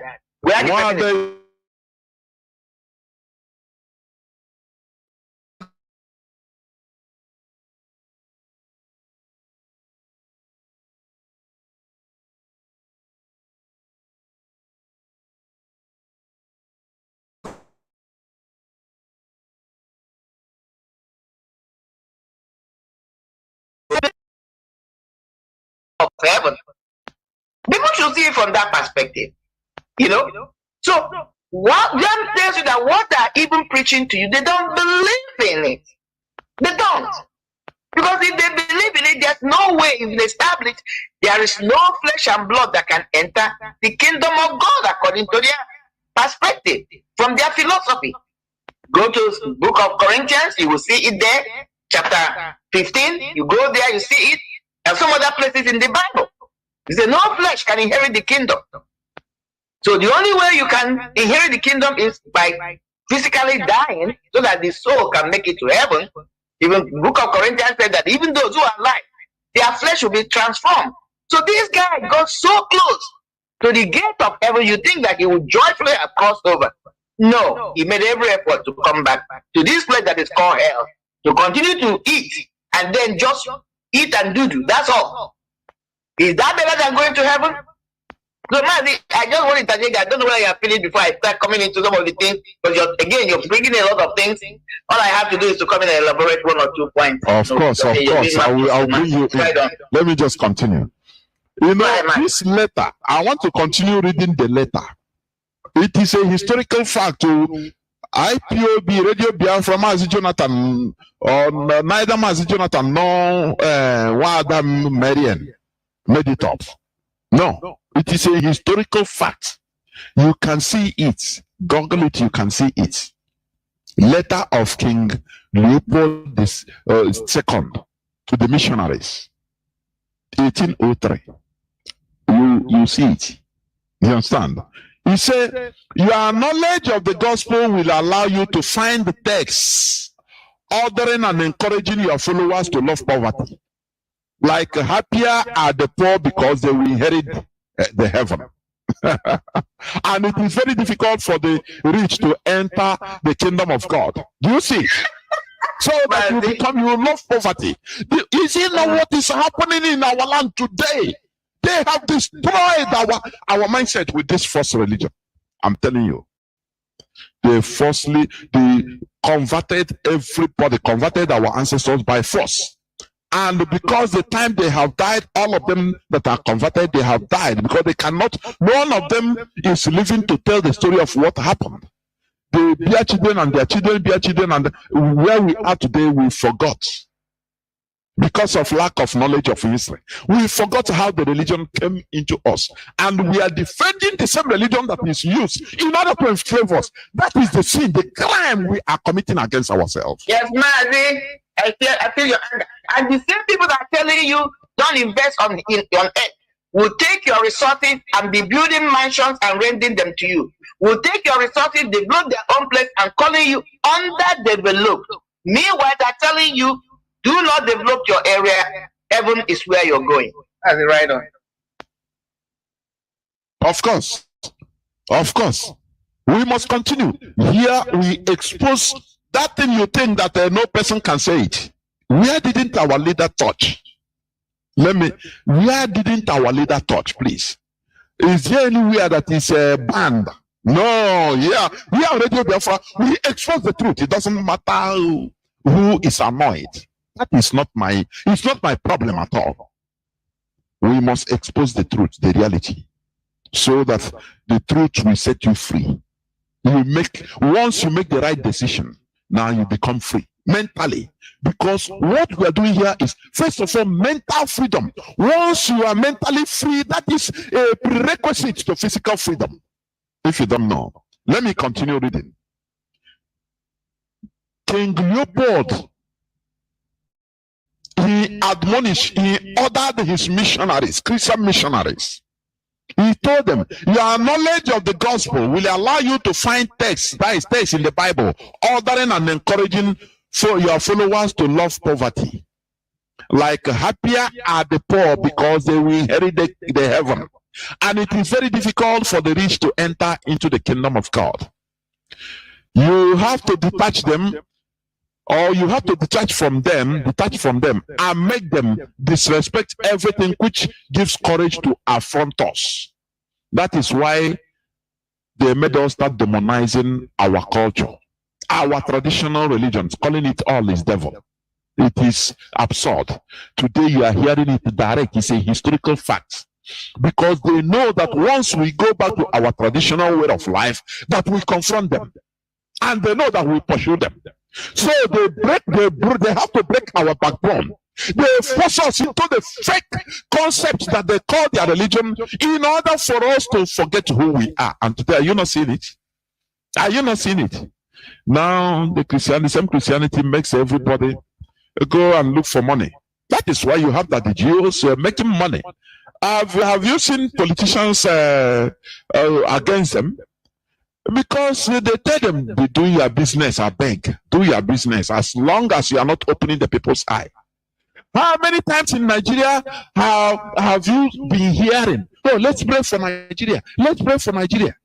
Instead of let's protest, let's go out and do something against what is happening in Nigeria. Because it is our duty. Can your religious leaders tell you something like that? That is why everybody is zombie in Nigeria, both Islam and Christianity. I'm telling it unequivocally. I don't have to be apologetic to you. I don't have to be apologetic, because when they were forcing us into this rubbish, they bring us a religion in order to conquer us, to put us in the mess we are today. They didn't come with apology. Look at what the king was telling them, the missionaries. You revere. Who did they say that stopped the killing of twins in Marie Celeste? It's in history. That is what rubbish you study. You don't know what happened. You don't know what happened, because that is what they program you to be in this time. Here on Radio Biafra, we are giving you bitter pills. It is bitter, but it heals. Wada, before I continue, because I will read this letter in 3 pages. Wada, please come in, if you may. Come in before I continue, please. Let me come in, Matt, and expand on. What I'm going to do, expand on the bring more clarity to the things you have said. Mazi, rightfully, you touched on key points. One, because when you send this topic that we're going to do it, I went and did a little bit of research. I won't call it in depth. One of the things you have showcased us here are these. One, Africa, the whole world, every community has their own indigenous religion. Because if we can think back, or rightfully, there are only 2 so-called religions that are creating commotion, mayhem, that have been designed to gain power and control people. The 2 major ones are what? Muslim and Christianity. These are organized religions. When you take the 2 away, every society, before the organization of this particular 2 religions, had their own religion on the ground. That's what that man that was mentioned, that king mentioned there. They already knew God. They were having a relationship with God. They were worshiping God, including our people. They knew, because I tried to find out what was it that made this our people. How were they able to penetrate and get this Christianity gain momentum in our place? They didn't come by force in the first place. They came with coercion. What you're reading now. Go there and deceive them. Deception. That's what really he was saying there. Find scriptures in the Bible you can use to convince them. The argument becomes, why did they believe it? Because even the Judaism you reverend, in those days, people were not loading their religion onto anybody. People had their own, because it was their way of life. Please, before you continue, also touch this. Because when you talk about Judaism, it becomes very far. Some people will see it very far. In Africa, before the advent of white people, Europeans, no African tribe, no African nation has ever tried to lord or put their religion, impose it on, force it on others. It is not our way. Every tribe has their way of communicating with their spirit. It wasn't just Africa, the whole world. I'm telling you, that was what I found out. It wasn't just Africa. People were not, that was why even what you reverence, Judaism did not force their religion onto anybody. That was why when Yeshua, they don't want people to even enter into it. No, because it was their way of life. They respected other people's way of life. and they expected their own. It was for them. That was why even when Yeshua was on the ground, when he was alive, he said, I did not come for the Gentiles, I came for the Jews. Because he understood that he came for these particular people, whatever mission that was, just like we have on Hamadike today. He came for the Biafrans. Even though his ministration, when you look at it, he's speaking in general about the general humanity of mankind. Because if you are into the spiritual realm or control, or you have what I call a touristic behavior, you can check it out in the dictionary. You have a lot of empathy. When you are possessed, when you are being propelled, that energy is not just about you. You care about humanity in general. But MAZI will still tell you, my mission is for Biafran, but for the whole world at large.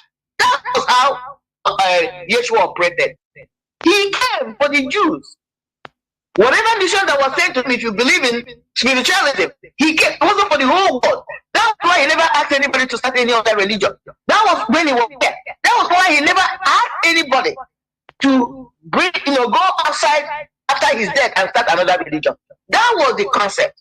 Now, one thing I found so unique about Africa, when I did a little bit of reading I did, do you know, man, Africans were traveling way ahead before the Europeans met them. They did not first encounter the Africans in the African continent. No, Africans were engaged in trading. Even before there's a script I read, an article I read, that's the right word, that even, do you know, there's an argument trying to figure out the American Indians and the Africans who were here first, because there's an edifice, human edifice they found, that you can see that mold. It's an African person. They have just uncovered, archaeologists have uncovered, have been here for thousands, if not millions of years. So how did this African get there? They were traveling. They were the very first people. When you talk about civilization, you talk about human beings, it started from Africa. Okay? So they were moving along. They were doing their trading. In those days, people were not about religion the way they were worshiping God. It was culturally controlled, culturally engineered, culturally instituted. People were more organized through, like if I'm doing the same trade with, I will have the same belief with, what I mean, that we have things in common. That was what was uniting people. It was not people's religion. People respected their religion. I'm going to give one example. Like in my place, I've always said where I'm from. My masquerade, my people, when I was growing up, even now, they'll be calling the Mawanyo. I asked a question, Mawakija. We went there, that was how we got our Mawan. What does it mean? In those days, people were connected more to culture, like things they do in common, society or age group or things. You identify more to it, no religion. The traditional religion that was on the ground, people respected each other. So now, these are one of the things that made it easy.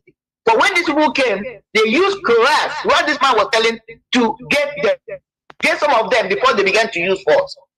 When they came in, when they found out, when this religion, somebody like Paul came in, he organized it, or maybe he was smart enough, I don't know, was able to organize it. And then the Romans, remember they were the ones in charge then. After a while, after they persecuted them, they realized that the way this particular religion is set up, or the way they have transformed it, is no more Judaism. The way they have removed it from Judaism, that is the false version, is a very good tool to control and to colonize people. These two religions, that was why the Romans changed their mind on Constantinople and then decided to reorganize it and began to have all this Nicaea, blah, blah, blah. Man, what am I saying? Because as you mentioned again, those books they removed, Epistle of Paul, Epistle of Thomas, all the Epistle of Mary Magdalene and all that, I have them here, they call them the Apocrypha. When you read them, it will give you an in-depth of what Judaism was before the Christians came and separated themselves. Now, the white man saw this, or the coloniality saw this, that this is a perfect tool to go and do their mission. Because at the time they started coming to Africa, they already had in contact with African traders. Marina, they had contact with them. Meanwhile, Europe, we are having economical meltdown. So because of that contact, they were following them to come and buy certain things. They figured that these people have natural resources. MAZI, Africans knew they had natural resources. They knew. But they were judicially, using them in a positive way, respecting nature, respecting these natural resources, not abusing them, because they were cognizant of nature. They were in tune with nature. They were in relationship with nature. It's a huge argument, but I'm not going to go in there. So now, when they came in, they saw, let me talk about us. They saw in a place like our place, like Igbo or Biafra, we already have a religion on the ground. And there were some similar things that they could relate. That was why that man was telling them, they already knew these things. Don't go there to preach to them about these issues, because they already knew. They were practicing it, and they were really practicing it in truth and in spirit. That is why they, as Christians, they can never do away, or they refuse to do away with the Old Testament, because if they have removed the Old Testament, a place like, especially Igbo land, would have been difficult for them to convert them. Because that is why you see our people referencing, oh, what is in the Old Testament is in the New Testament, it's almost our culture. The argument somebody like me makes is, these two things, the chicken and the egg, which one came first? Our people already knew these cultures. We are practicing it. We are doing circumcision. We know how to respect Anna. We know how not to sleep with your brother's wife. We know how to keep celibacy.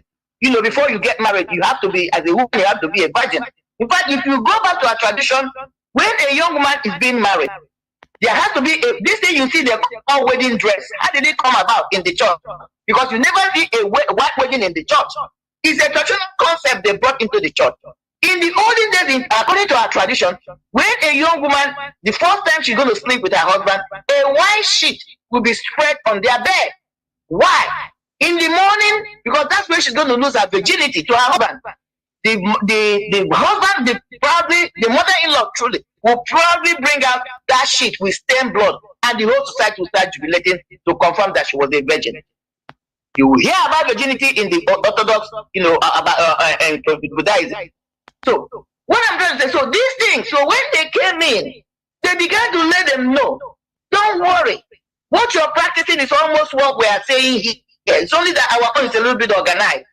Our people knew how to respect Annie. The one or two differences that was different. That's why Mary, they call Mary the mother earth. Our people already knew about Mother Earth. They worshipped the Mother Earth. They respected the Mother Earth.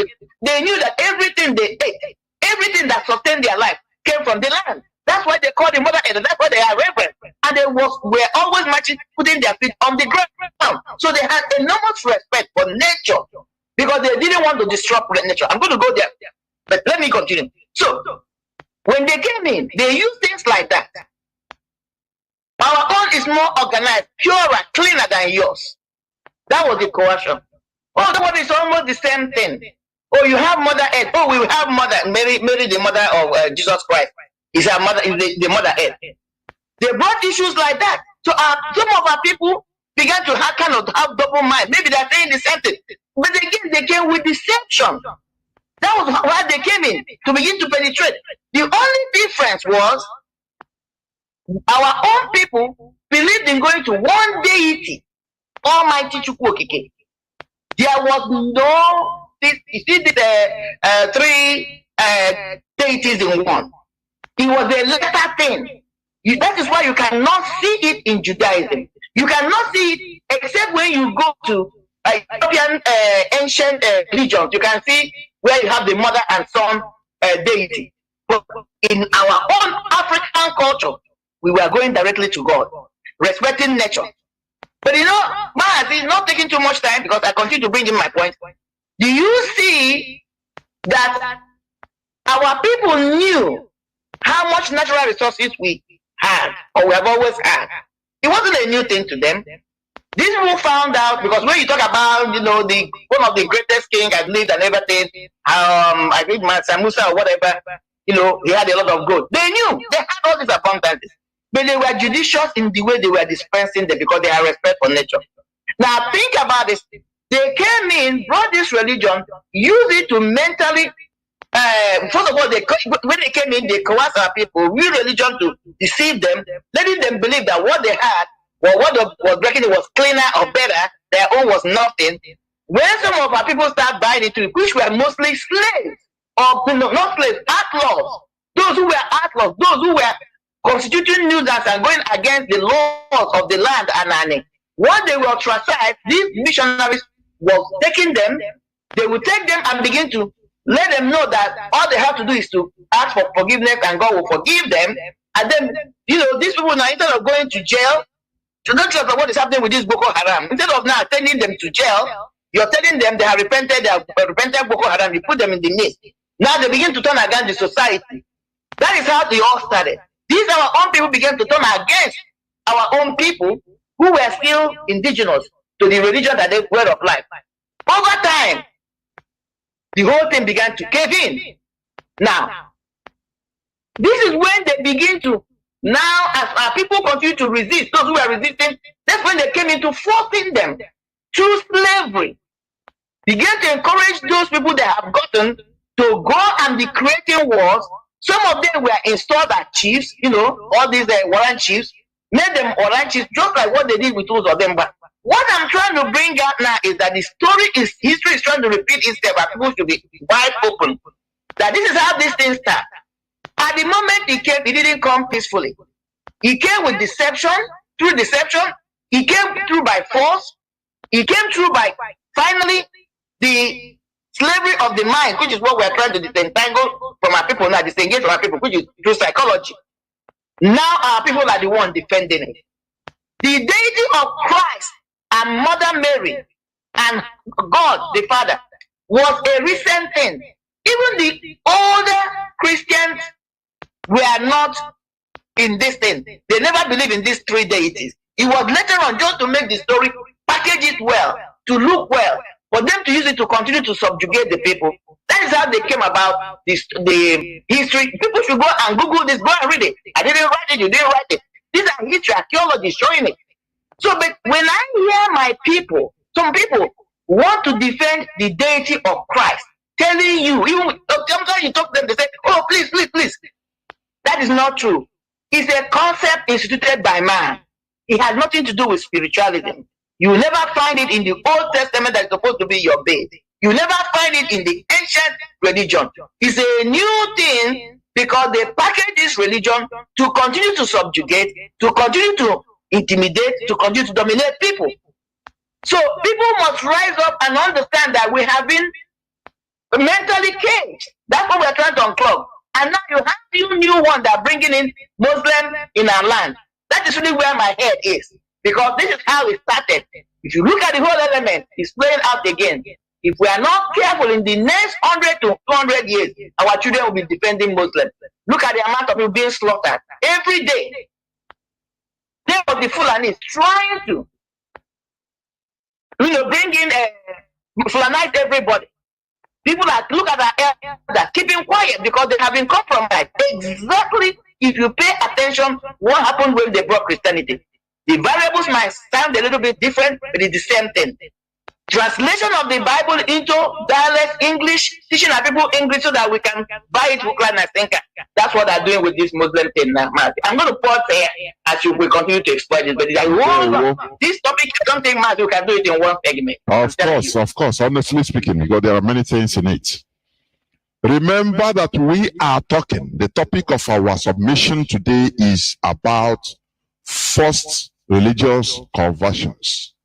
Now, let me continue reading the letter, the order of letter from King Leopold II of Belgium to colonial missionaries in 1883. If you understand, let me continue. He is ordering the missionaries, Christian missionaries. Before I do that, there is something I remember. I say, Look, even in the Bible you are reading, in the Old Testament, the stories you are hearing, have you ever read where God ordered through the prophets, as the records say, ordered the Israelis? They say, "Oh yeah, go when you conquer, for example, Assyria, make sure in order to impose Judaism, your religion on them, make sure to keep." No, never is never. Because it is their way of life. Their way of life must be there. Anytime, I'm going to this Bible story now. He will say, God say, their sins have reached me. Therefore, he will send the Jewish, the Israelis, to go and conquer them because of their sins and punish them. He never. Why is it their sins? Because in their own personal way of life, their religion, which is not Judaism, I mean in the other people, they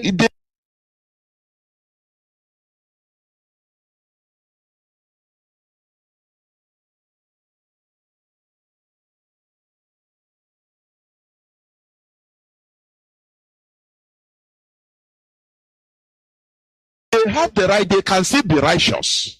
Do you understand? I don't know whether people I don't know whether you understand what I mean. Because it is not always that they say their sins they committed as a people, which are non-Jews. Now he will order maybe David or other Israeli king, say, go and I will give them to your hand because they have sinned against me. Which means it's not always they have been sinning. And they were not, Jews. They were not practicing Jewish religion. They were doing their own thing, which means God recognized it. Just the same way that the Jews, sometimes they say, God said, you have sinned. That is why I give you into the hands of the Philistines. So, any people with their own religion, they can sin because they have rights. God is hearing everybody. If you put it like that, the God is central. It is not something that could be manipulated. God is not an entity that could be manipulated by one religion or one country. No, it is universal, for goodness sake. It is only mostly these two religions that are tormenting the world, Christianity and Islam. I'm telling you honestly. Now, we are going back to the historical facts about how they forced you and I, our ancestors, their motives of forcing us, converting us into this their religion, which you are defending. Please continue listening. Now, our knowledge of the gospel will allow you to find texts ordering and encouraging your followers to love poverty. You see, don't you love poverty in Nigeria? Don't you love poverty in Nigeria? That is why when they tell people to come out to protest, to chase all these politicians into oblivion so that they will understand that what they're doing is bad. No, you say they'll use Bible to defend them. No, Bible say, I am of this world, but I'm not for this world. There's a way they put it. Vengeance is mine. Vengeance is mine, says the Lord. My reward is in heaven, so there's no need because it will be very hard for a rich man to enter into the kingdom of God. So why am I? You see the person talking this, he have no electricity, he doesn't have even any program of the next meal. He's in Potopoto in Ariaria, being happy. One avoiding sickness, one curable sickness will infect him or her and kill her. But she is quoting you Bible. The Bible, what they put you, the one originally the Europeans, why they bring you, force you into this religion.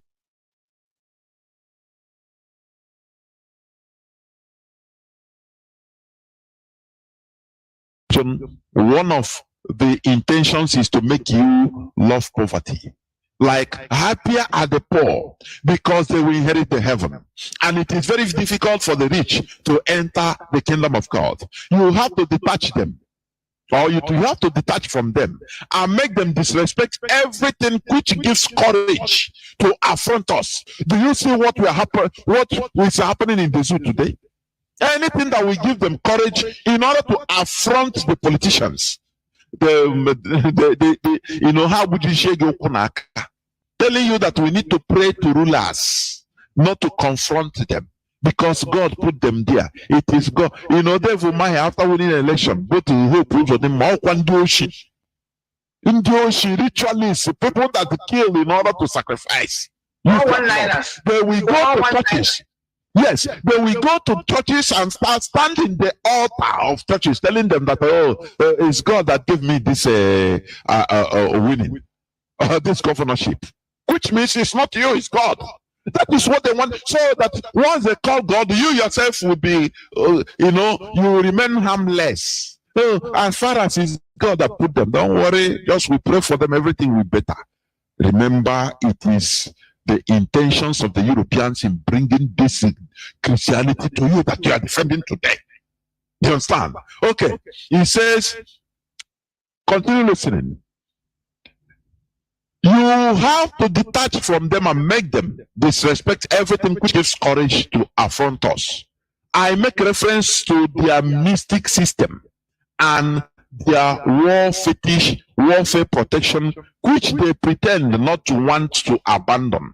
And you must do everything in your power to make it disappear. How? In order to demonize it. Oh, that you are, why you are doing this? No, it is worshiping idol. But today, you know, the Nigerian military, anywhere they come in Biafra land, they first of all look for our herbalists in order to do for them audition. You know, so they want you to condemn all this so that you be weak. You become powerless and be weak and isolated. No protection again from your land, from your indigenous religion, so that you become prey to them. Remember the other day I talked about Arochukwu. You understand? The Arochukwu altar. You call Arochukwu shrine. In the church, you call it altar, but in our own, you call it shrine. The altar is the same thing as shrine. Do you understand? Stop demonizing. They turned us into demonizing our own, something that should protect us against the onslaught of the Europeans. They make these missionaries in order to break our backbone, to demonize it and say, no, this is not a way of worshiping the true God. Who are they to decide? Who are they to decide where of worshiping the true God? They forced us into this. Okay, let me continue. Your action will be directed essentially to the younger ones, for they won't revolt when the recommendation of the priest is contradictory to their parents' teachings. Do you see it? The children have to learn to obey what the missionary recommends. Who is the father of their soul? They must singularly insist on their total submission and obedience. Avoid developing the spirit in the schools. Teach students to read and not to reason. Do you see it? All these things we are suffering today, it is highly calculated and orchestrated and, imbibed in us. It is an agenda.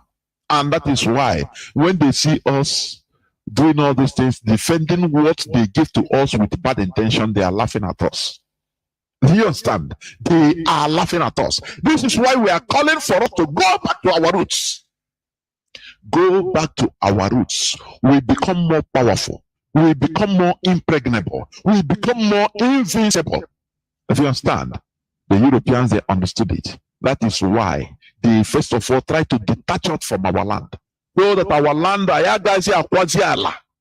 land will be annoyed for us. Now they can strike and get us. That is it. Now I continue reading, please. He said, the children who have to learn to obey what the missionary recommends, who is the father of their soul, you must singularly insist on their total submission and obedience. Avoid developing the spirits in their schools. Teach the students to read and not to reason. Do black people reason today? To read. The Bible says, you quote from Genesis to Revelation. He cannot reason nothing. Dear patriots, are some of the principles that you must apply. You will find many other books which will be given to you at the end of this conference. Evangelize the niggers so that they stay forever in submission to the white colonialists, so that they never revolt against the restraints they are undergoing. Recite every day. Recite. He said, tell them to recite every day. Happy are those who are weeping because the kingdom of God is for them. Do you see it? Are you listening what we have been sentenced into? I say we are, unmasking the secrets in order to open our eyes in all these things. Convert always the black or the blacks by using the whip. That is using the cane. Keep their women in 9 months of submission to work freely for us. Force them to pay you in sign of recognition, goats, chickens, or eggs every time you visit their villages. Have you forgotten the stories they put it on comedy in Chibwa Nozo? One, I don't know whether you know it, the time of the white people through the cutmans, bringing chickens and yes, Lomaju Gorge. I think I had the other day, just died. I don't know. Oh, really? Yes, I saw it. I met that guy in real life. It has been a long time, this thing that, trying to get me on the media, but I've been dodging it. I was supposed to be doing, I would have been one of those people in this Nollywood thing, him and White Dish. I met them. That was when I was coming out here. So I couldn't pursue that. Yeah. This is from my place direct. Yeah. So that is it. So now, these are the instructions, the orders given to these missionaries and more. Keep listening, that you should make them to pay so that they will understand your importance. They will be giving you goods, chickens, which you don't even thank them. Is it not what the Jews and everybody, all these pastors, so you don't need to be thanked. They collect it with alacrity and even want you to do more. That is what the order that have been given, that you continue, that is continue working against black people today. That is why blacks are imbecilic, gullible today, mostly in our land. Okay. And make sure that niggers never become rich. Sing every day that it is impossible for the rich to enter heaven. Make them pay tax each week at Sunday Mass. Use the money supposed for the poor to build flourishing business centers. Institute a conventional system which allows you to be good detectives, denouncing any black that has a different consciousness contrary to that of the decision maker. Do you understand what it says here? The issue of making you to be going for how do you call it? Confession, so that they know your secrets, so that they know your mindset. When you talk, they understand whether you are a revolutionist that is coming against them. Now they will put you down, put your aspiration down by giving you penance, this and that, all this rubbish. I say this is but that is another word, dehumanizing the person, because you're going there and spewing your secret. You don't want somebody else to know. Yes. And then a stranger will give you counseling. When the person is counseling you, makes you look lower than that individual. This is arrant stupidity. Mind game. Arrant stupidity. Where they even that we cannot even have our own secret again. So that it's a way of them policing everybody. It's a covert operation whereby you know everybody's secret. You have your secret. If, for example, you're married, you're confessing to cannot confess to anybody. Yes. Think about it. Yeah. So that if you're a married man, maybe you slept with another person's wife, exactly. Another girl. Then we know. You cannot talk. You can hold it as a blackmail on your head. They hold you hostage. Can just look at you and then that pacifies you because he's holding your secret. He's holding you hostage. He will turn around and be sleeping with your wife. You can't even say a thing. Exactly. And that is what is happening in our land today. That's what it is. It's very, very sad that you see, we are talking of confession. That one in Catholic. In Pentecostal today, you see a couple, a wife. Instead, if you want to do something, you first of all go and tell his pastor first, inform the pastor or the Jew. The husband, the same thing. For you to see how bad, how brainwashed people are today. It is sad. And they held the people hostages. Anything they do, you cannot talk because they will, you know that they have your secrets. Do you know how many marriages have been broken because in Pentecostal their one is counseling? Mazi, do you know how many marriages have been broken because the couple were having problems and they went for counseling, and that will be the end of that marriage? Because the pastor is interested in the woman, he will start sleeping with her. In our olden days, when couples were having problems, will come together, either resolve it or not resolve it. And it's going to be a public event. Nobody going in secret. So if their own is competent, not confess, I meant to say counseling, they have done more harm than good in their setting. Of course, Wada. Let me continue reading this because it's 3 pages. I'm on the 2nd page. We finish reading it now. You say something before I open our lines. He said, he gave them the order. He said, these are the missionaries you think as you call them, they are heavenly, they are angels, they are sent, they are this. You don't know that what they are doing, they are manipulating, they are under their government in order to do what? To manipulate everybody, control everybody, enslave and colonize everybody politically. And that is what is happening, so that you cannot rise up. Once you are down mentally, it's finished. There is nothing. You can't do anything. Your leg cannot rise up. That is it. So he said also, and make sure that niggers never become rich. Sing every day that it is impossible for the rich to enter heaven. Make them pay tax each week at Sunday Mass. Use the money supposed for the poor to build flourishing business centers. Institute a confessional system which allows you to be good detectives, denouncing any black that has a different consciousness contrary to that of the decision maker. Teach the niggers to forget their heroes and to adore only ours. Saint Matthias Diaso, Saint Peter. Whereas no Kechuku, you know, people that it should be sent, so we abhor them. No, they worship idol. This is an agenda that was put there in place to program you to be behaving the way you are behaving today. You understand? Teach the niggers to forget their heroes and to adore only ours. Never present a chair to a black that comes to visit you. Don't give him more than 1 cigarette. Never invite him for dinner, even if he gives you a chicken every time you arrive at his house. The above speech, which shows the real intention of the Christian mission. Now the writer is talking. The above speech, which shows the real intention of the Christian missionary journey in Africa, was exposed by the world, to the world, by Mr.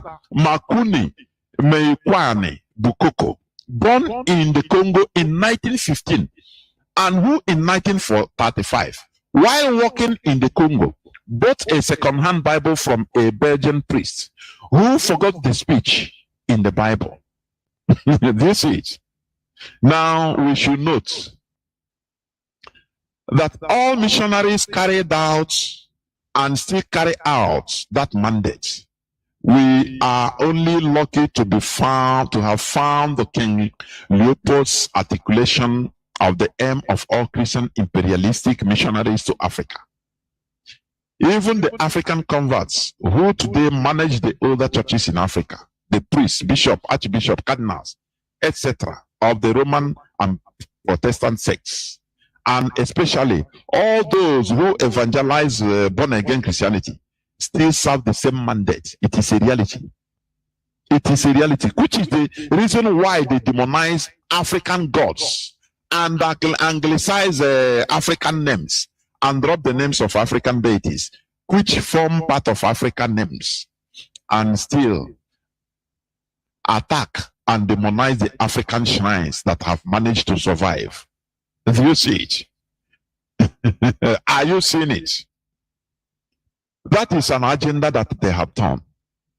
Those Africans who voluntarily converted to Christianity before the colonial conquest, such as Alfonso I of the Bar Congo in the 15th century, probably did not discern the purpose of the brand of Christianity that was applied to them, which was probably why they fell as prey to the missionaries and the white traders and pirates who followed them. But listen now, but their Japanese counterparts probably did discern the game, even without access to some versions of Leopold's letter. But even if the Japanese shoguns did not intuit what Leopold makes explicit, they clearly realized the danger of Japanese converts to Christianity forming a fifth column within Japanese society and the state. A fifth column loyal to the co-religionists in Europe. To rid Japan of that danger in the 16th century, I've been saying this every time here. To rid Japan of that danger in the late 16th century, the shoguns began their expulsion of Portuguese and Spanish missionaries on the ground that they were forcing Japanese to become Christians, teaching their disciples to wreck temples, their Japanese temple, indigenous belief, to wreck temples the same way they did in our land. They are still doing it, vandalizing and burning our shrines in the name of that demons live there. Do you see it? But Japan stopped them. They were forcing Japanese to become Christians, teaching their disciples to wreck temples, taking and trading slaves, etc. Then in 1596, it became clear to the Japanese authorities that Christianization has become a prelude to Spanish conquest of other lands. And it quickly dawned on them that a fifth column loyal to Rome and controlled by the priests of a foreign religion was a clear and present danger to the sovereignty of a newly unified Japan. So after the persecution and suppression of Japan Christians began, early in the 17th century, sensing the danger from a creed that taught obedience to foreign priests rather than the Japanese authorities, all missionaries were ordered to leave and all Japanese were ordered to register at the Buddhist temples. Do you see that? They are Shinto religion. They made it official that every citizen must go to the temple and register. Do you see it? When Japanese Christians took part in a rebellion, foreign priests were executed and Spanish were expelled and Japanese Christians were forbidden to travel abroad. After another rebellion, largely by Christians, was put down, the Japanese Christians were suppressed and their descendants were put under close state surveillance for centuries thereafter. In the 1640s, all Japanese suspected of being Christians were ruthlessly exterminated. Thus, Japan by 1650 saved itself from the first European attempt to mentally subvert and conquer and colonize them. Do you see what we are fighting? I used to tell you here, Japan that exterminated the foreign religion, the Japanese that were Christians. Today, are you not dying to go to Japan? Are you not? Because they understand the influence of foreign ideology in their land. Their missionaries were teaching Africans in order to be rebellious to their kings. Do you see it? Is it not what is happening today? That is the idea Ottoman Danfodio used in conquering the Hausas. Oh, your leaders are corrupt. Why is he going to participate in infidels meeting if he says he's a Muslim? Now rise up and kill him. And the Hausas sheepishly, they rose up and slaughtered themselves for Ottoman Danfodio. Today, who is on top? The Fulanis are manipulated and conquered them. The same thing, the same way our people are being forced, but subtly. And, we are fighting against ourselves. When you see somebody, he's a worshiping idol. They're cutting our economic trees. In the name of demons live there. Do you see what they have done? We are talking about even if they are spirits that are living there, Japan, you just invoke MAZI, they have followed their culture, followed their own religion. They are on the cutting edge of technology, science, name it. They are. That's the truth. I mean, I live in America here. America, yeah, they're one of the leading countries, in technology and science and technology. But Japan is on a different level. They are on the cutting edge. More countries, call it America, even European Union, they all gain from advancement in technology and science. That is the factor you can take. But more that they killed they exterminated their Christians. They exterminated their Christians, and God didn't bring fire from heaven to burn them. No, go on. Because why I'm making this argument, because you hear our people always say, "Oh, they brought development, they brought education." No, they did not. In fact, they killed it in our own. When it comes to our own, they killed our own science. They killed our own technology. Our ancestors were way more advanced before these people came to do the so-called giving them civilization and improving their lives. Some of the things our ancestors were able to accomplish, Africa as a continent, is still marvel them today with their core science. Who was more advanced? That's it. Who has been more advanced? People have stayed, our ancestors. One of the things I fought them, I don't want. You are the one that opened my eyes to know that there was a language called Insibidi. If Insibidi has stayed, we will continue to evolve. Our states could have continued to evolve. We will not be where we are today. We will have been just like the Japanese now are competing on this, cutting edge. We will have been on a cutting edge through our own scientific methodology that God has inspired us through our environment and everything we have. Of course, Wanda, as I continue saying, the writer said the African captives who we are taken abroad and enslaved, and the Africans at home after the European conquest, having already been forcibly deprived of their autonomy, we are in no political position to resist the Christianization. Thus, the Christianity still practiced in all of the African American diaspora, just as that in the African homeland, since the start of the 20th century, continues to carry out the Leopoldian mandates. That is the European mandate of estranging us from our own land. Hence, for example, whereas the white born agains of the USA, when in the US Navy or Navy ships in World War II sang, "Praise the Lord," and pass the ammunition. They say, "Pass me the ammunition." They pass the ammunition after saying, "Praise the Lord." The attitude of African born again converts today is best summed up as they shout to praise the Lord and lie down for the manna. They don't do nothing. They only continue praying, speaking in tongues that a miracle will happen. Whereas those white people, which also instituted this, they knew what they did. So that is why when they also shout praise the Lord, they fight. They don't go and start waiting for manna to fall down from heaven. Because they know it was not mandated from God. They know God has nothing to do with it. They know that. It was only a tool of conquest,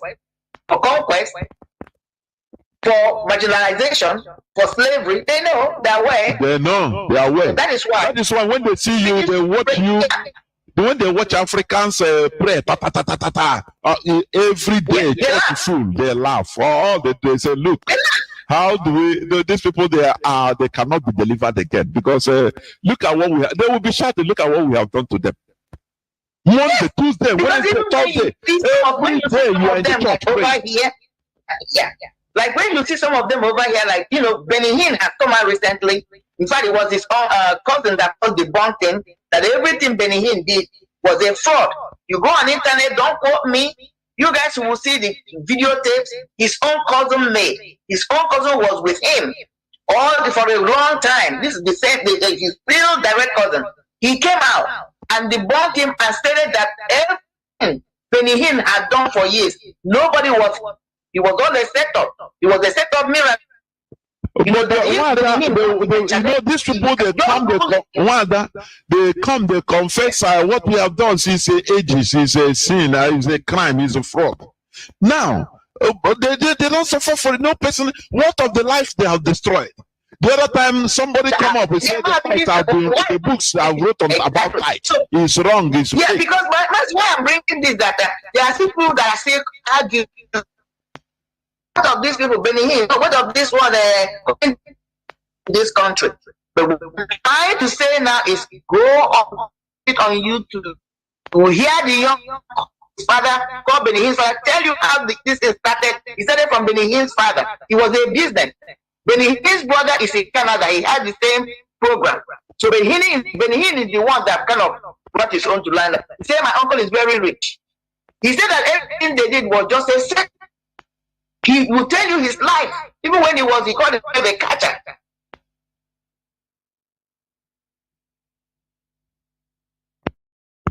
Just the same way, Benihin later came out and apologized. But like you said, what are you going to tell to all these people you have scammed?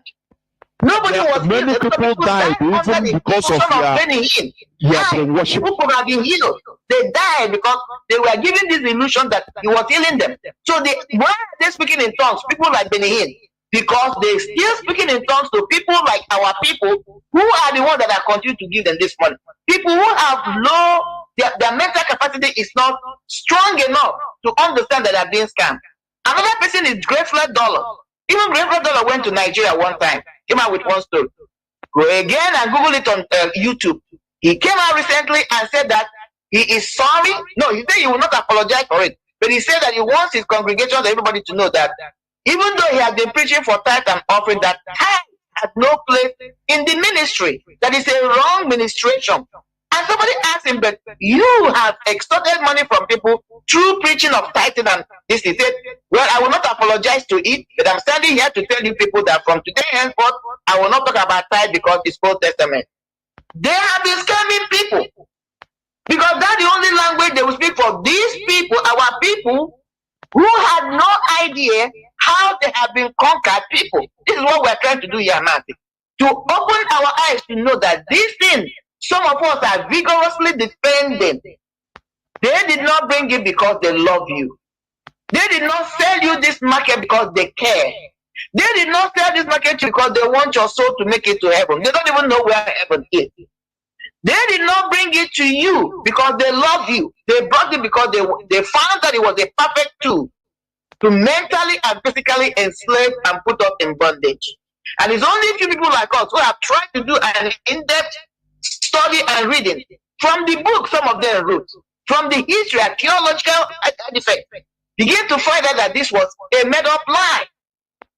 You want to pursue spirituality in a different thing, but when it comes to these two, particularly these two religions, there are elements or tools for political tools to galvanize people, use them for their own expense. That is what we are trying to tell our people. We are the one that wrote. We are not the one that wrote this story. This is a true story. It has nothing to be against anybody, because the people that so-called brought you this thing you're defending have run far away from it, because it was never truth in the first place. It was a tool that was used, continue to be used. And that is what the politicians are doing.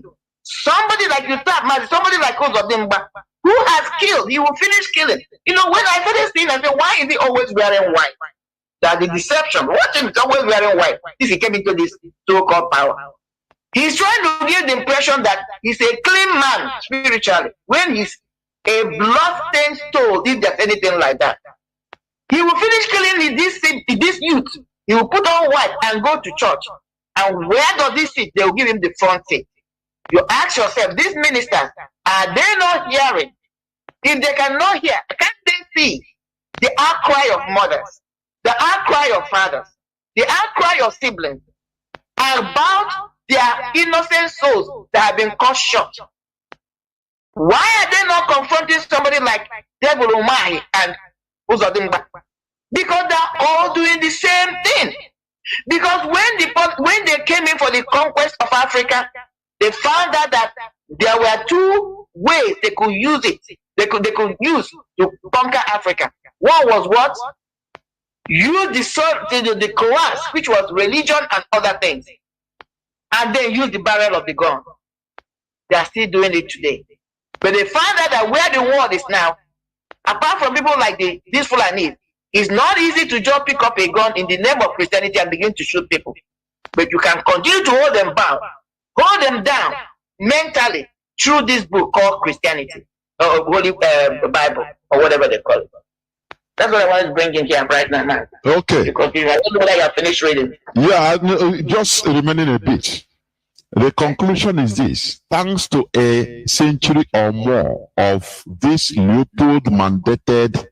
King Leopold mandated missionary mind control, African Christians are not an activist. They are not self-helping. They are not economically engaged or politically resolute, let alone militant bunch. Hence, they are putting up with all manner of mistreatment and exploitation by their misrulers, white and black. That is the reason why they can condone anything. They will say, don't worry, God will judge. You know, I have cancelled that thing in my lexicon. God will judge them. No, we human beings will judge them. That is it. Now, the most they are disposed to do to their misrulers is to admonish them to fear God. Oh, fear God, though. Where is your soul? So all these politicians, can't you fear God?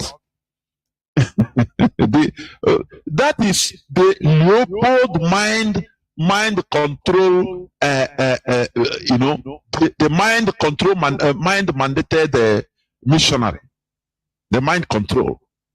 That is what is working in the lives of our people today. But here already, Biafra, we want to reverse that. You see the preaching in the church. You see all these politicians now. Why can't you fear God? No, they don't see any God. They should fear men, you and I. If people will rise up and march as in Imo, rise up and march like what they did in Sri Lanka. The Sri Lankans didn't stay and say, you people should fear God, please. No, they made them fear them because they are the people that put them there. You understand? They marched in their millions and went and burned the houses of the politicians, tormenting their lives because they are not tormenting God's life. They are tormenting their own life. No. So it is them that's supposed to rise up. You that's supposed to rise up in order to go march and go and set that thing, set it right. Those people, they marched in Sri Lanka and burnt the houses of politicians and pursued their president, their prime minister, out, and he ran away. Sheer number without guns. But in Nigeria, people can condone anything. Together, let man take it down. Yes. In Nigeria, people can condone everything. If you talk, they will go to their church and start praying. They will go to mosque and they will control them. The same thing that is even in mosque in Islam, it is even worse. All are the same. Don't you ask yourself questions? These people that forced this religion on us, don't you ask yourself questions? You understand? The lesson in the contrast between an Africa that the Christian missionaries brainwashed and subverted and a Japan where this brainwashing and subversion was forcibly prevented is stark and clear. What then must Africans of today begin to do to save themselves from brainwashing by their white world enemies here on earth? That is the question. And that is why we are doing what we are doing. In order to reverse, in order to make you conscious of the situation, why you are defending what you don't know. Studying history, sometimes when you study history, you become afraid. You understand the enormity of the mess we are in. You understand that. Damaging our brain. Today, Japan that understood this. Do you know that Japan, their main religion is Shintoism? It's like our traditional religion. Hana Kwaranani. Every house have shrine. Don't you know that? They have shrine, but are they developed? The answer is it's yes. not just the house, man. When you go, I live here, where I live is highly diversified. I live in Maryland. Not even Japanese, every Asian house, call it India, who practices Hinduism, nice. they call it Japanese, Chinese, MAZI, any of the, even from Philippines, all those people, any of their store. I'm not even talking about house, store. You walk in their shop, they have their little whatever right there. Shrine. They burn incense, they burn candles, they do whatever there. Yes, they don't hide it, and they are prospering more than you and I. Who says that every prosperity comes from God through Jesus? These people don't say that, man. These people don't invoke Jesus Christ. They go directly to their God, or whatever they do, they have their own religion, which God inspired their ancestors. God is the author of, the giver of every tongue. You know, I don't want to go there, man, because this mind of a man, this tongue of a man, this brain of a man is one phenomenal entity that I don't even know. You have an insight about the mind of man, you marvel, which is the next frontier of science. Let me leave it, I'm not going there. But think about it. Anywhere you find yourself born as a child and you're in that environment, your tongue picks up that dialect. Automatic. So, what is he saying? And God is in control of every dialect. If you believe that this God we're talking about, there is anything like God, call it force of nature, controls everything. He has everybody in their own dialect. So he controls the dialect I speak. He's aware of the dialect I speak. And out of the sound that comes out of my mouth, through the formation of information that I retrieve from the universe, whatever you call it, that formed into my brain, then comes out, you call it my mind. All these values, all this, what we call culture, are formed. They are formed. So God is recognizant. He inspires people. Let me go into the spiritual, spiritual aspect of it. This God inspired every tongue. He hears you through your tongue. He understands your dialect. There is no dialect or language, or God says that He says, you must use this. You call him in any language or dialect, He hears you. He controls it. There's somebody is coming to tell you your culture that is being inspired through your spoken words is not right. It's not the perfect one, as far as God is concerned. That's when I ask the question. These Japanese, these Asians, they communicate to God through their own way. God has inspired them. Values, religion, they communicate with Him. They are one of the richest people. Let me speak about America. I live for more than 20 years. They are in control. After the Jews, the Asians are the next people economically that are controlling this country. They don't talk to, they don't talk to you about Jesus and this thing. They don't pay attention enough. So, is God now partial? I want to ask these religious people. Because it has nothing to do with it. They don't sit down and just be paying homage to that deity they believe in, or spirit they believe in. They give, they burn incense and all that. They burn the incense, but they're active people. They walk. They don't sit down. When danger is coming to them, they take care of it. They run away from it, or they defend themselves. They don't just sit down and keep certain, however they hum, because they will die right there. This is what we're trying to make other people to understand. Nobody's against you practicing whatever you believe in, your religion. Because that's it. For me, I believe that philosophically, there is a place, it gives people some level of comfort, emotional comfort. But that should not negate reality. That when things are coming to you, or that you want to achieve something, you must get up and get action, put action in place and get it done. We're talking about protest. We can shout all we want. These 14 boys that have been killed untimely. If we don't rise up and show people how mad we are, why would I expect somebody else to come and carry my cross? That's what we call it. Or somebody else will come from another place to march for me. But I'm staying here, and I've seen when the same Igbos, especially Igbos, let me call them, so-called Christians, let me call them out, during Trump's elections, they were in Nigeria supporting, doing a protest or a march or whatever solidarity march for a man that doesn't even give a hoot about them. Trump doesn't know them. Trump cannot impact their lives. He's an American, he's an American president. Whatever vote he takes is what to protect America, not to protect Nigerians. But my people were there. Their churches organized them. They came out that day in solidarity, said they were supporting Trump for him to win. I'm not against that. But I'm asking them, where is that energy? They will be there. I remember when Floyd was killed in Baltimore here. Nigerians were over there, especially our people, because I don't see other people, Fulani people, getting into this kind of protest. It's our people. Black Lives Matters. Black Lives Matter. They were something that happened in America here. But this is our 14 youths. You know, these children. One of them could be the Steve Jobs of tomorrow. This cell phone everybody is carrying. It was not done through prayer. It was a human being that came up with the concept. If Steve Jobs was killed when he was young, you and I will not know anything about cell phone today. Not even the way we know it today about Apple. Everybody wants to carry Apple. If Microsoft was cut down when he was 20, Bill Gates, we will not know anything like Microsoft today. Let's begin this into reality. To our people to know the potential that have been deprived us from. Even the Yeshua, Jesus Christ, let me use the word they call him, that they invoked that will take them to heaven. If at the time, according to the biblical story, that she got the people found out that she was pregnant and they wanted to stone her to death.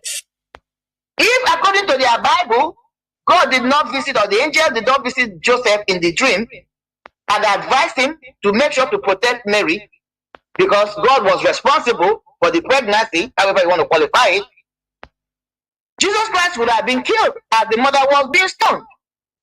And there wouldn't have been any Jesus Christ that following that to take them to salvation. These children are potential Jesus. These children are potential Microsoft. They are potential Amazon, Bezos, John Bezos. They are potential Martin Nandekano. They are potential you. They are potential me. They have been snatched away from our society. A blessing God gave us. We have no idea whether these are the people that will take us to the next frontier of life. We have cut them short. And people are acting like it's nothing. One life lost is more than enough. Because you don't know the potential of this kid. And who are the people exercising these heinous crimes? Encouraging them. Old bags who are 2 feet away from their graves. Most of them have expressed all their so-called potentials or inability to express them. We know who they are. We know what they have been. Just like somebody like Kozodimba, 419er, criminal. What have they achieved? Nothing. We know his full potential. Nothing good can come from him. But these are kids that are yet to express their potentials. And every day you're praying to God to bless you. And probably, most likely, God has sent blessings through these children. And what did we do? We killed them. This is where I tell people, if you understand some of these things, you will not even hurt your own brother or your sister. Because that individual you're trying to hurt out of jealousy, sibling rivalry, evil might be the light God has sent in your community. Maybe the light God has sent in your father's compound. Maybe the light God has sent in your mother's, through your mother's womb to elevate your family. When you undermine that individual for whatever selfish feelings you're having at that moment, you kill the individual. Either by giving the person a 2 or poisoning, or calling kidnappers to kidnap, which is the current thing now. Kidnap the person, extort or kill the person. You have closed the door. Are you praying? Praying for what? God has answered your prayer, but what did you do? You buried it. That is what we are calling. We must rise up when one is crying. We must rise up as a collective, as an individuals that are collected in one goal, which is Biafra. Stand up, get our freedom. MAZI has come as a vessel God is using to give us freedom. Look at what we have done. We have not done a good job. And every day they go to church. They are telling you that Yeshua came to give you life, make you free.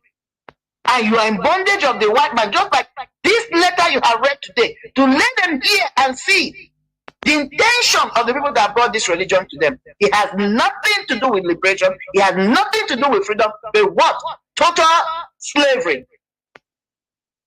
And the man, the vessel, what have we done? We put him where he is today. Because he looks like one of us. We cannot see his potential. That is where our freedom is lying. We have caged our freedom. We have put our freedom in suspension. So we must rise. Rise. God has done his part. What is left for us. We must rise up, demand for the immediate release of this man. Now that UN has finally raised their head, we must rise up. Fight like never before. Speak more than before. Let this man come out. That's our freedom in lock and key. We are asking for freedom. We are asking for self-determination. We are asking to be able to go from one end of the country to another.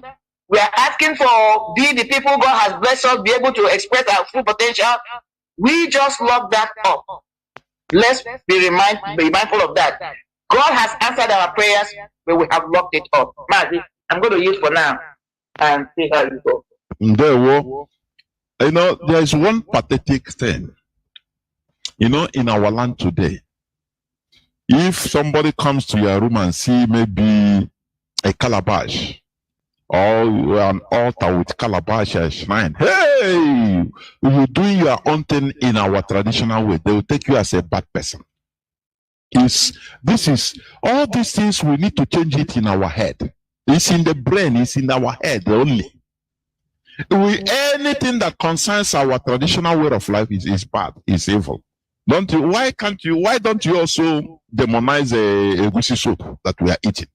Because it's part of our lives, it's part of our way of life. That's it. Now, in conclusion, basically, people are not forced into religious conversions out of love or passion.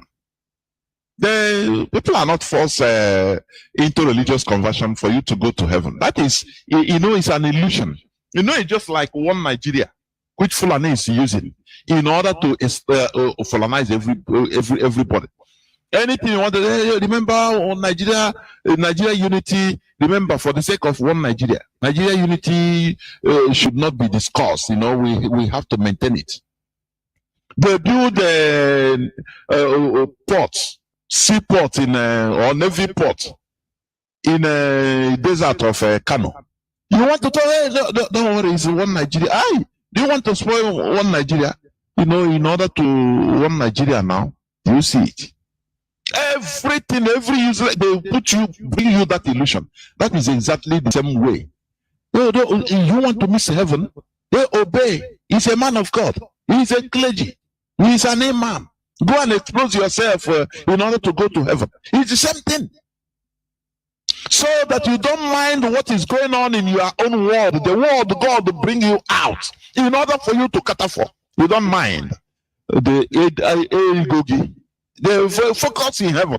Those that are pointing for you to go to heaven, they will reach at the gate of heaven, they run away. They say, no, instead we pay 100 million in order to save ourselves. Because of what they you understand? Exactly. That is very big, the highest deception and hypocrisy I've ever seen. I'm telling you honestly. For you to know that all these things are made up, they are make-ups, they are illusions they use on you in order to make you focus on illusion. Whereas the main thing is going on. The white people, they have understood it. They know all the secrets. That is why they develop their world, they develop their entity. And you are dying to go there. You that wants to go to heaven, do your own thing nowhere, but you want to go to white man's place where that is developed. Yes. That is rubbish. It's brainwashing, mental enslavement. That is what we are trying to remove here. Now, as I said, basically, people are not forced into religious conversions or religious conversions out of love or passion. rather in order to harmonize their belief system with that of their conquerors, so that they could be easily controlled, subjugated, and manipulated for political purposes. An example is Ottoman Danfodio to the Hausa. He brought them real Islam, but today, where are they?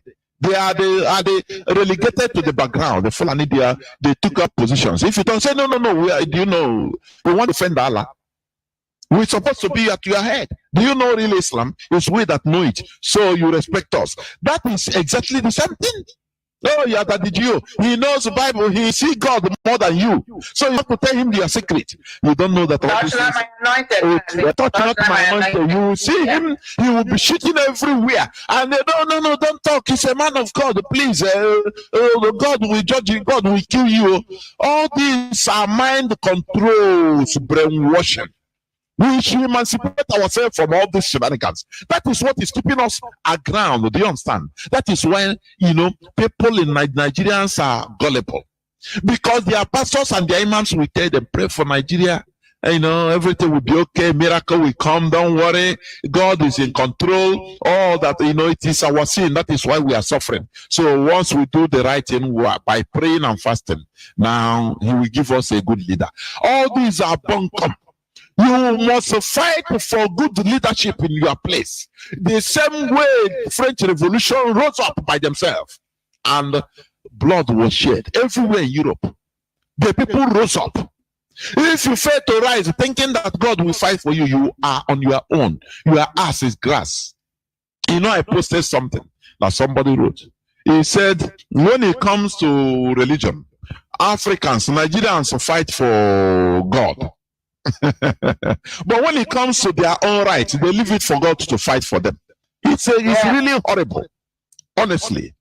So, we would see that the Europeans forcefully, or the European forceful conversion and imposition of their Christianity upon us was for us to be separated from our indigenous way of life, which paved the way for their easy political manipulations, resulting and leading to colonialism and neo-colonialism we are suffering today. If what we are saying is not true, why did the Pope Francis apologize to the indigenous people of Canada? The church, as a leader of the church, they understood the evil they committed against the indigenous people. Because the indigenous people, they have been fighting for this apology. They recognized, they understood that they were wronged, that they were manipulated, they were slaughtered. That is why they were demanding for it. But it's a pity in our own land. Our people never even understand that, what happened to us. The religion they gave to us was through force. Manipulation. But man, do you know? I don't know, because there was this book I read, one of my when I did personality adjustment. It's called. You will be fascinated if you read it. It's very cheap. You can get it on Amazon. I think even $3. Man's Search for Meaning. It's about Jewish Holocaust. There you will see that even during that time, Germany was killing the Jews. That the Pope then was in support, because Hitler wrote him a letter and he encouraged him to even go hard on them. And even the slavery that was going on in Africa, West Africa, they were asked to target and search out for the African Jews. Man's Search for Meaning. Anybody that can read, I read it in my personality adjustment, that I did a thesis on it. Powerful book, very small but very powerful. So what am I saying? Even what is happening now, we are supposed to be Christians. Majority of us, Biafra, majority, at least 70 to 80%. I said, like what you said. They will wait until they start slaughtering us. Now they will start bringing help. We are giving them aid. Even the help they will bring them. Why not stop that thing? Why not stop? Come now and they look at people. What they are saying is right. These are people. You people are telling us to convert, because the infidels are going to, the unbelievers are going to hell. They are the ones now slaughtering your so-called Christians that are supposed to go to heaven. You converted them. You made them to leave their indigenous religion, to follow you, believing you that you are the one that have the right key to heaven. Okay? According to you. You are the one that changed their culture and everything. They are following you. They contribute money. They send to Rome. They contribute money. They send to Canterbury.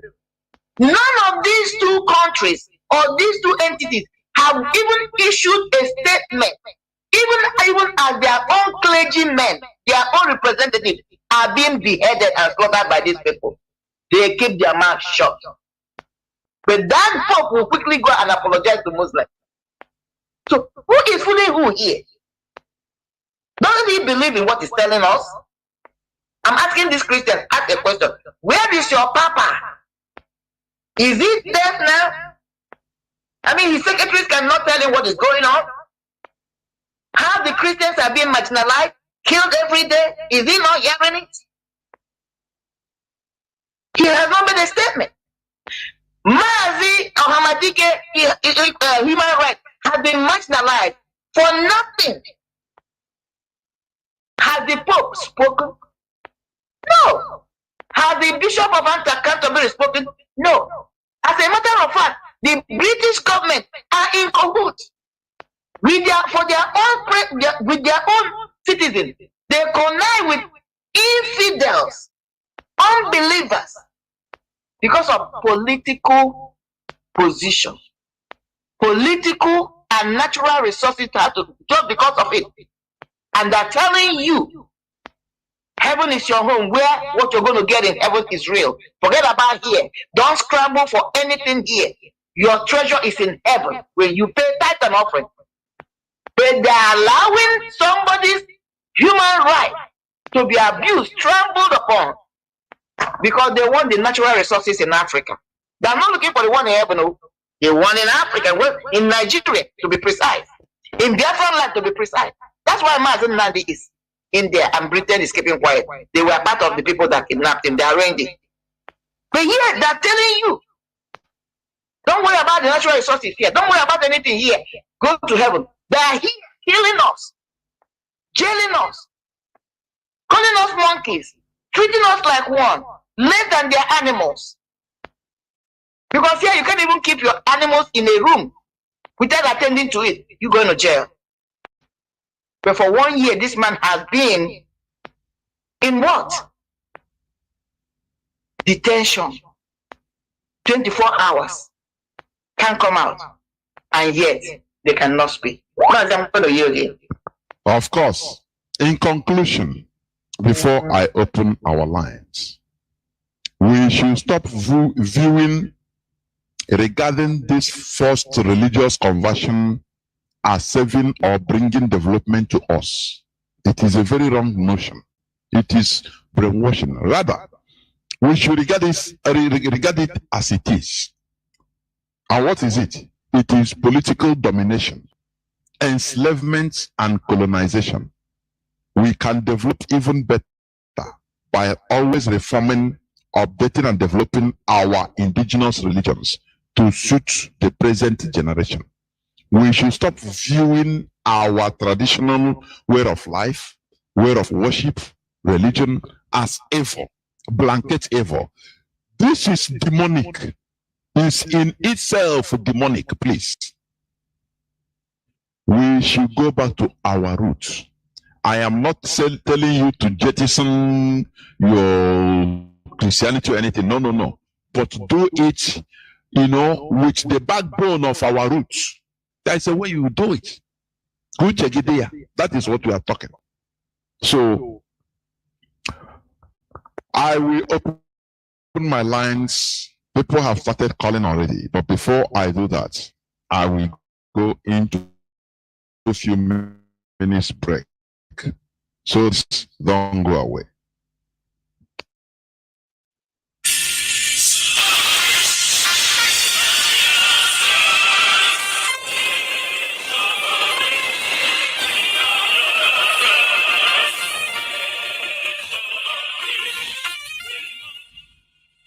Biafra, worldwide phone call campaign alert continues. BBC, a propaganda machine and racist media set up by the Great Britain to oppress the oppressed people of Biafra. BBC, your media war propaganda of 1967 that led to the genocide of over 3.5 million Biafrans, men, women, and children, did not stop us. Do you know why? Because we are the sons and daughters of the great lion from the tribe of Biafra. Our minds are made up. Your shenanigans, antics, and fake gutter media will not stop us either. We must and shall restore Biafra. Biafra worldwide phone call campaign alert continue. Now pay close attention. Be polite when you call BBC and use the following prompt when you call. Hello, my name is. You tell them your name. I am calling to ask about BBC policy of propaganda against the victims of genocide. Since you are obsessed with telling lies about Biafrans, here are 5 more questions to consider. Now, this is the question to ask BBC. We are witnesses to BBC racist coverage of terrorism, implying that Black Africans' lives don't matter. Yet the same BBC rallies the whole world at the slightest terrorist incident in the United Kingdom. Here is the second question. But when it comes to Nigeria, BBC not only hides terrorist killings, but they slander the victims and survivors of terrorism and genocide. The third one. When will the grand patrons of lies and hypocrisy, the BBC Fake News Network, make a documentary about the daily slaughtering of Nigerians by Fulani terrorists and the government of Nigeria, whom you protect, so that London may plunder Biafran's resources? The fourth question is the oil and gas of Biafra, the reason that BBC is obsessed and terrified by the agitation for freedom by the victims of 400 years of British colonial thievery and crimes against humanity. And the fifth one, we call on the good people of the world to ask BBC and UK government why it aids and obeys the genocide in Nigeria by spreading lies, propaganda, and disinformation against Biafran freedom fighters. BBC, we know that you are United Kingdom government agents of imperialism with no modicum of shame. Take down your wicked fake documentary against the victims of genocide and stop your sadistic meddling in the lives of Black Africans. Now pay close attention. This is the time to call BBC. You can call them 9 a.m. to 5 p.m. Biafran time. Date 4th of July to 30th of September 2022. Now, grab your pen and paper and pay close attention. You can call BBC switchboard on this number +44 2087 438,000. I repeat, +44 208 743 8000. Or you. Welcome back. This is Radio Biafra Hausa service coming to you through the auspices of Radio Biafra London.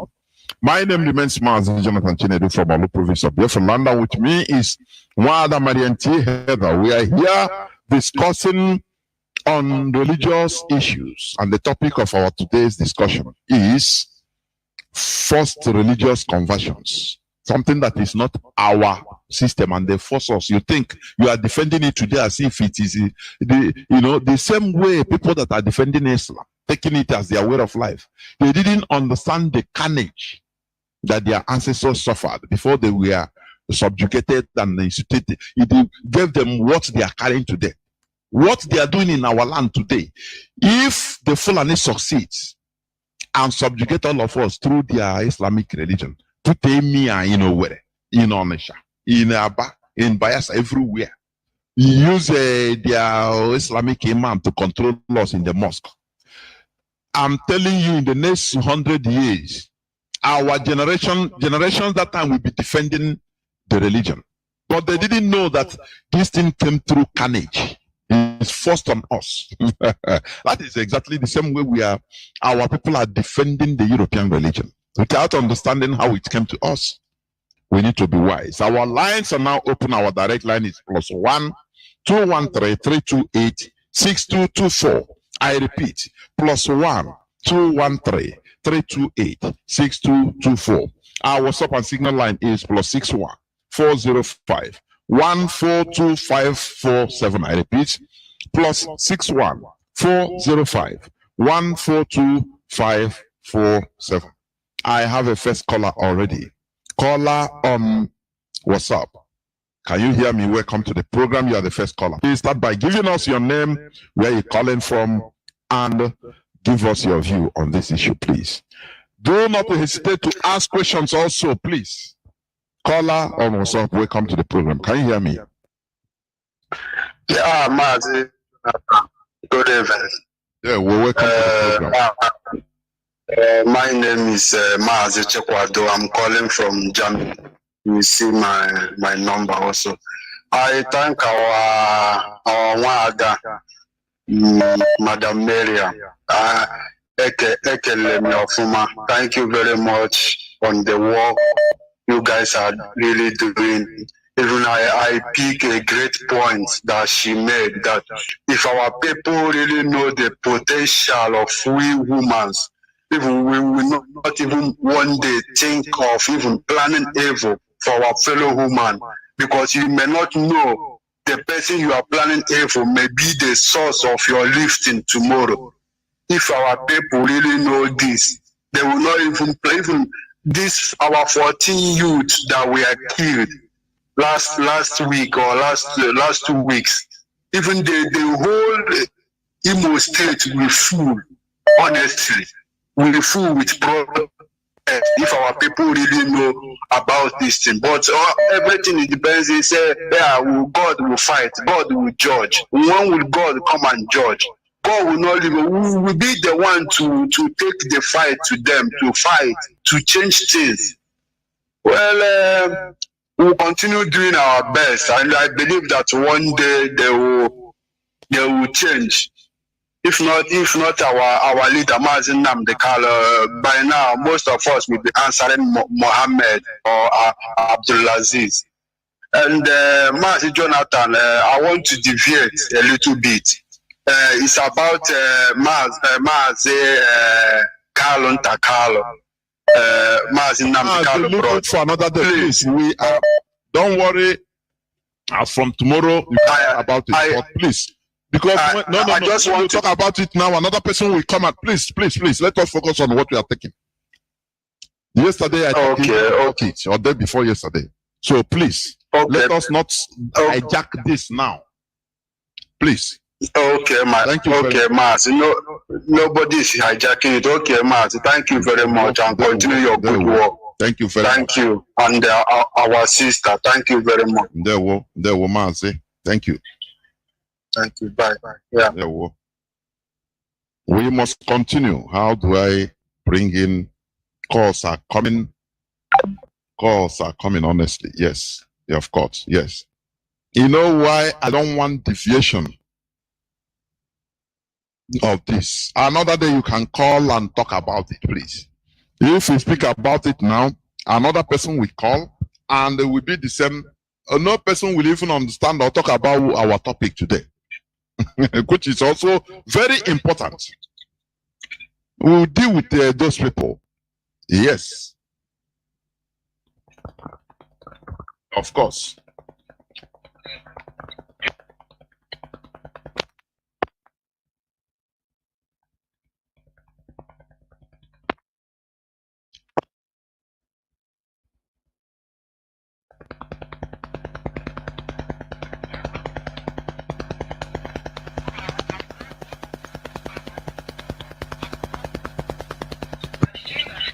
Wanda, I'm trying to get you to come there. I'm trying to even your voice. I don't know. Wait. I don't know. Wanda, please, can you come back and come in again? So that, yeah, okay. Caller on WhatsApp. Sorry, not WhatsApp. Caller on Signal. Welcome to the program. Can you hear me? Yes, I can hear you, MAZI, Jonathan. Good evening from here. There, well, welcome to the program. Can you hear me? The whole world is hearing you. Thank you very much. MAZI, thank you very much for your good work. It's only those that don't have sense of reasoning that will not understand what you are saying. MAZI, there was a day I asked one question in church, because me, I'm a Catholic. So I know these things like how to pray rosary, and you know, Catholic believe that if you have not been confirmed, you are not a full member of Catholic Church. You are not a confirmed. Like if you are baptized and you are not being confirmed, you are not a full member. So one day I asked one question when we are in class, doing the class of confirmation class. The question I asked that day is about Jesus Christ. Before I ask the question, I go to the Bible, I open the Bible, I ask them, you people said God is the same yesterday, the same today, the same tomorrow, and the same forever. They said yes. I said okay.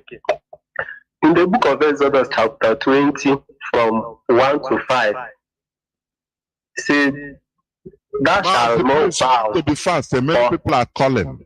Calls are pouring in. Okay. Please, go on. Be fast, please. Okay, MAZI, let me make it fast. So this, I read the Bible from 1 to 5, where it says, thou shalt not bow under God, thou shalt not serve under God. So then I ask them, what happened now? Does it mean that God has changed? That we now have the image of Jesus Christ, the image of Holy Mary, and the Blessed Sacrament, that they even obey more than every other thing? Do you know what they say? They said I should wait, that they cannot answer this question now, that if they have to answer it, there is no time, that it will take a much of time, that I should wait after the program. They will call me private and answer the question. So I waited. When the program closed, they called me. They said, the reason that I should not let people deceive me with all those kind of saying. The reason why we have the image of Jesus Christ, the image of Holy Mary, is because when your father died, you keep his image to remember him. So that is why they have all these things. That is why they are bound to it. That is why. Since that day, that is when I begin to realize there is something that people don't know about all this religion. It is now that I'm beginning to understand, because I've been listening to you. Anytime that you are preaching about this religion, I always pay attention. So much, thank you very much for good work. That is all I have to say. There were MAZI. Thank you. The issue is they will not answer you, you know. When they see your own, you know, in traditional religion, they call it every bad name, but they brought their own. That is, you know, what they are doing, manipulation. They subjugate you mentally so that you believe their own, because it's white. They paint it white. That is, all these are, you know, what we are doing here is to make sure to poke your brain into asking questions. Stop going and behaving sheepishly. This world we are in, it is only we humans that can build it. God will not build another city, another world and throw for us. Stop this stupidity and gullibleness. Hold people accountable. Those that merit holding accountable, hold them. Stop believing about when you are the Jews or pastors or imams. We say, don't worry, leave it for God.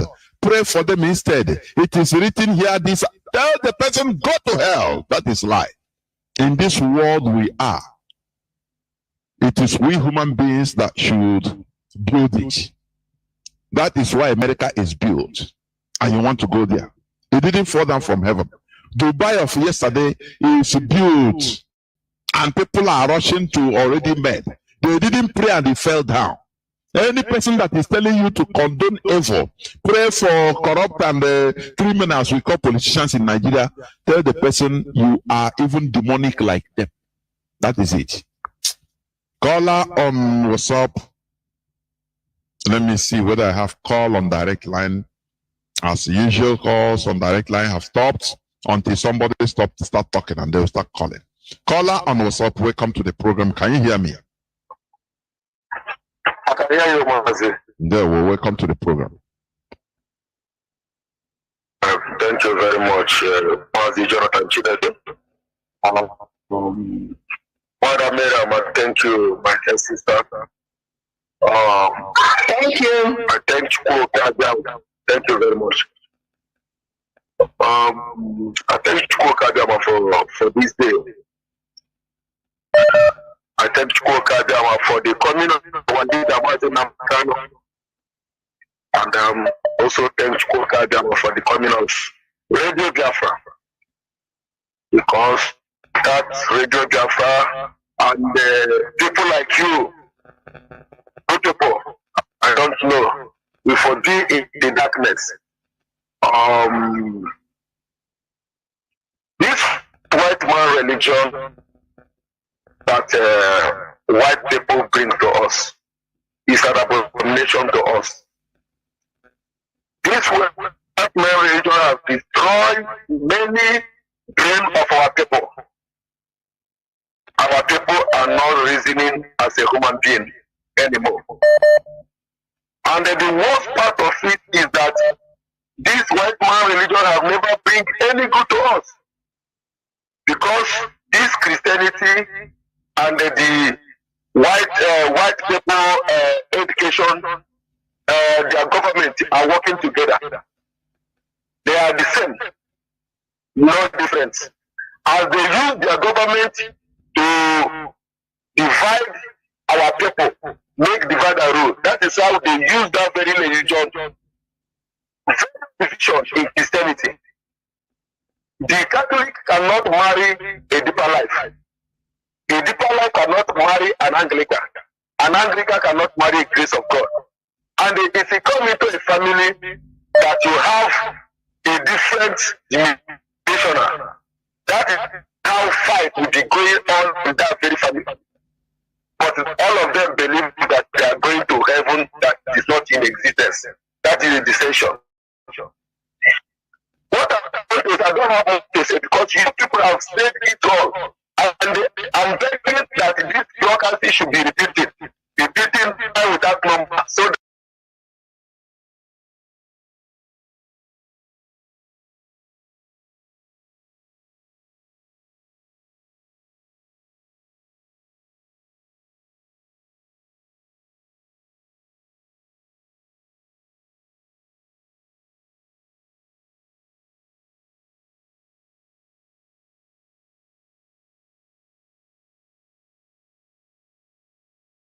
of which was in demon, I will read, because you get knowledge from everywhere. So let us, what is done is done. What we are telling our people, what we are doing here is to make sure, because really it's when Biafra comes that we can provide a very viable alternative.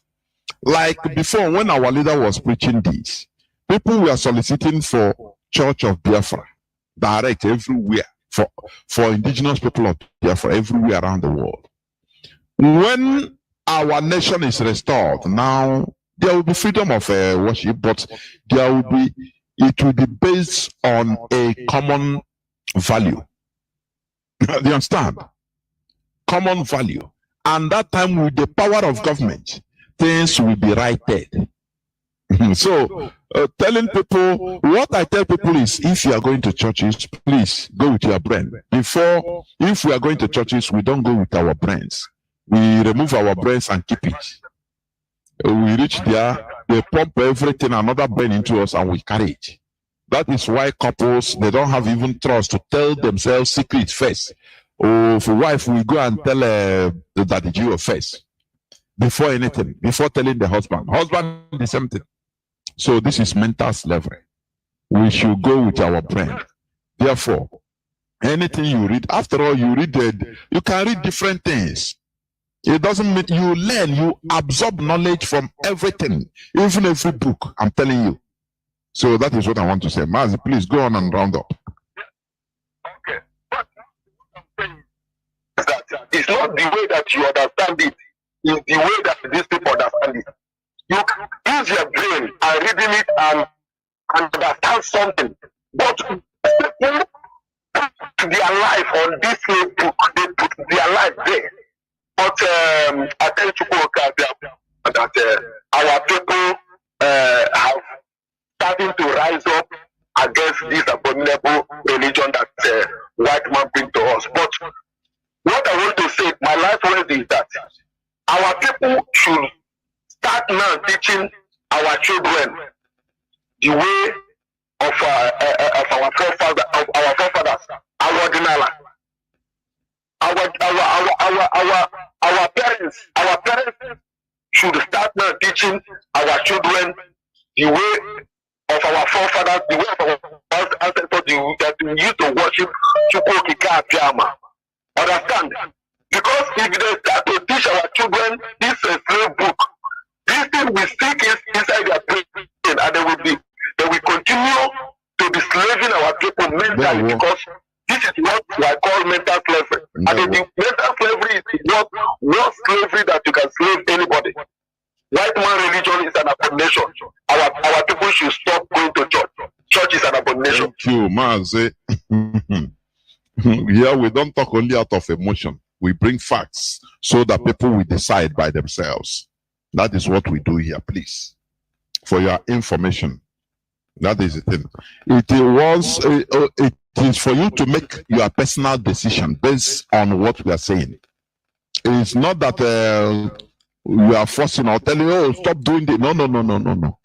We are learning, we are learning by the information you need to know so that you make the right decision. That is it. So that people will not misunderstand us. I have a caller on direct line. Caller on direct line, can you hear me? Caller on direct line, please go on. Go on. The platform is yours. Go on. Caller on direct line. Hello? Good evening. Please go on. First time caller, started listening to Radio Biafra last year. Okay. And I'm happy for Amadike. About this religion of a thing. Today, Pope have not said anything concerning Muslim the canon. And I could remember when this brother from Anambra that is in Rome that was talking about we have not seen the war. That during the war we do not know what happened during the war. We have not said anything about concerning our Muslim the canon. Till now, we have not said anything concerning Muslim the canon, but he was telling us about what happened in the war. Now, about this religion of a king, I could remember I was a member of a Catholic church, and I've been going to church right from when I was born. Till up 8, I'm Catholic, but now, I could imagine the canon told us that when you go to church, where they ask you to pray for Nigeria, you must not go there. And the Christian religion is a scam. See, today they've been telling us about how to worship Jesus, how to do this, how to do that. Till now, telling us about the Jesus Christ, and they've been killing Christians in this place, and the people that brought the religion to us have not said anything. I'm talking to my people about how to listen to Radio Biafra, and see, today most of my friends are not talking to me. Those that I worship with in the church, those that I go to church with in the Holy in Catholic Church, they don't talk to me. They are looking at me as somebody that they told me that anybody that is telling me about Biafra, that person is deceiving me, that I have to come back to Jesus Christ, that is only Jesus that can save us. That is the damage this thing has done to us. Cannot save our family. It's only Jesus that can save us, and it's only Jesus that is the only true way to heaven. So if I want to go to heaven, I must have to abandon Biafra. And I told them that Biafra is the only religion that can save us, and is the only religion that can make us free from this abominable contraction called Zoo Nigeria. And they're telling me that if I continue like this, I'm going to be perished. See, today, all the people that I'm worshiping with in my home, in the church, they don't talk to me. They abandoned me, telling me that I don't know what I'm doing, that I have to come back to Jesus Christ for me to be saved.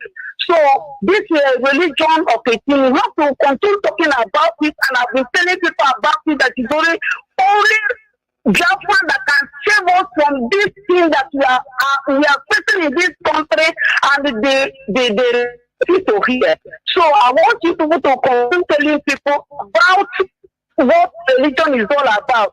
In my village, I have people that they don't go to church since they were born, and things are moving well with them, because if they go to see us, when they go they will come back, kill the ram and the goat for the goat.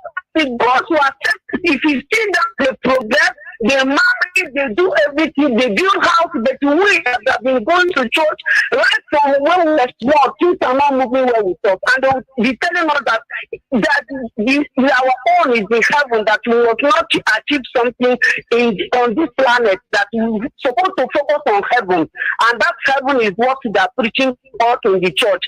Could you imagine a priest that is a Biafran, telling us that if you do not get your voter's card, you are not coming to church again, and that thing will be as you are coming to church, your voter's card will be your entrance gate. And I told the priest that for that reason, I'm not even coming to church. Go with your mat and go with your church. I don't come to church any longer. And I was called from one of my brothers from the east. I'm in Lagos. And he told me that for me to say that, I'm asking God for something, and I'm against the priest of God. I should not allow the priest of God as a Miriam in Bible. That I have to respect a priest.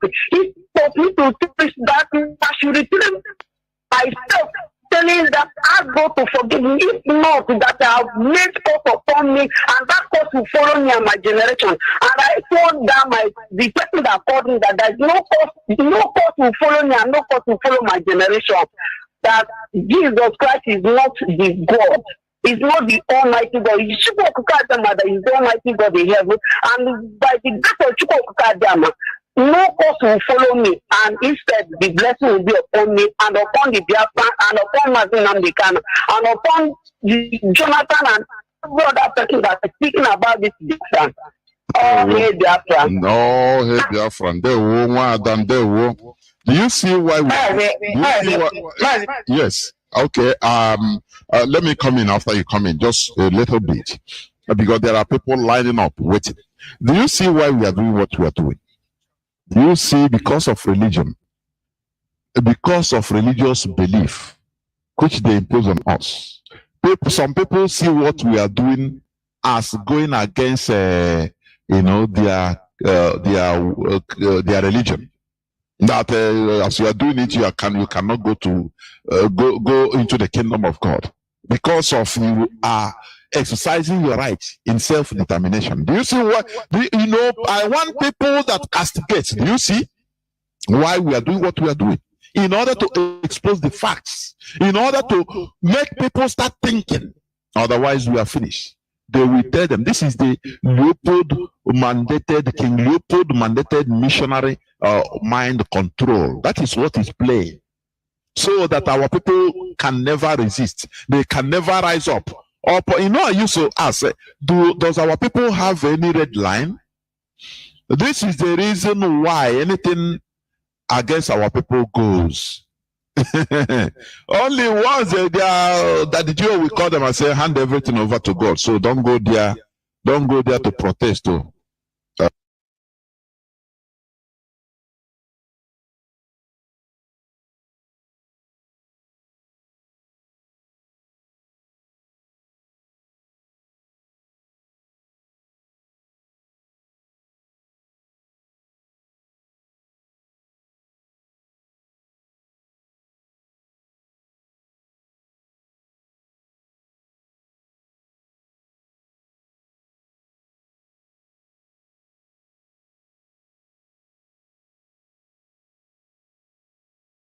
wanted to encourage that my sister to, hopefully she's listening, to let her know that she's entitled to worship wherever or not to worship. It has nothing to do with the blessing of God in her life.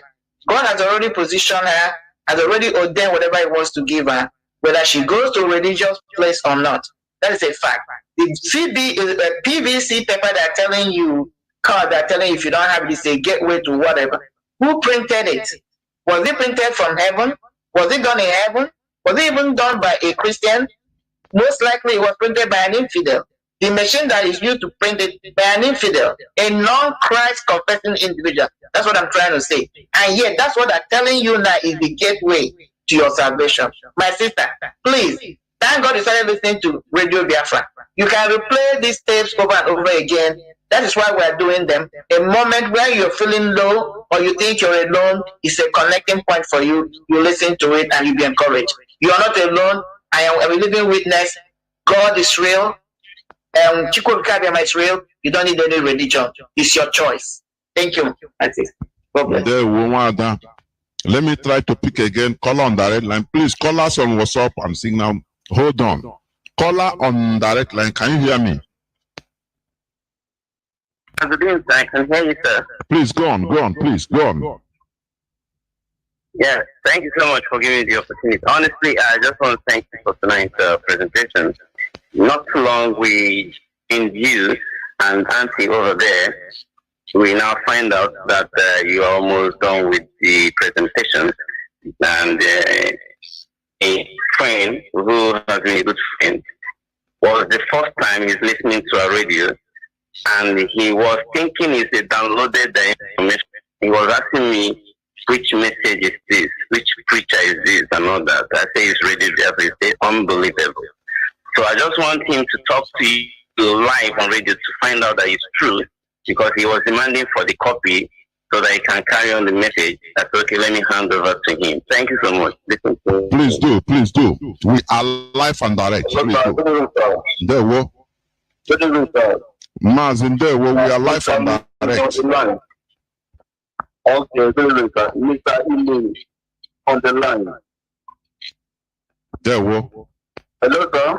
Go on, Maz, please. I don't need to interrupt you. We are live and direct. Go on, please. Okay. Mr. Email on the line from outside the state. Exactly, it's a Google government. And that is my first time of joining this station in this radio, and I love this so.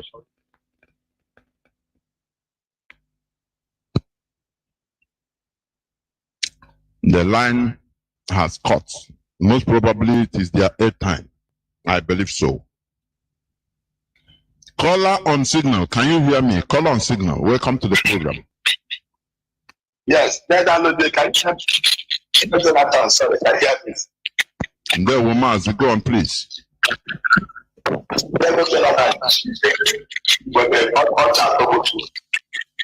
There is a noise, I don't know, a radio or app that is on. It's repeating at the background, please. My radio is not on. Are you using earphone? Are you using earphone? Yes, I'm using earphone. Remove it, please. That is a cost. Remove it. Okay, sir.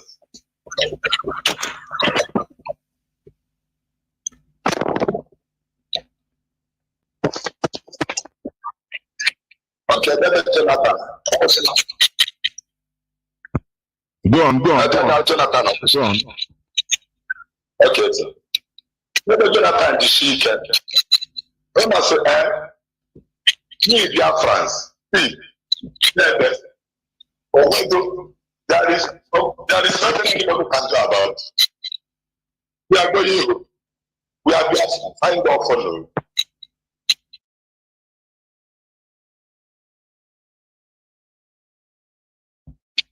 Our Biafrans, what is our problem? Then I will say, Christianity is Jesus Christ. We seem to go to Arabia.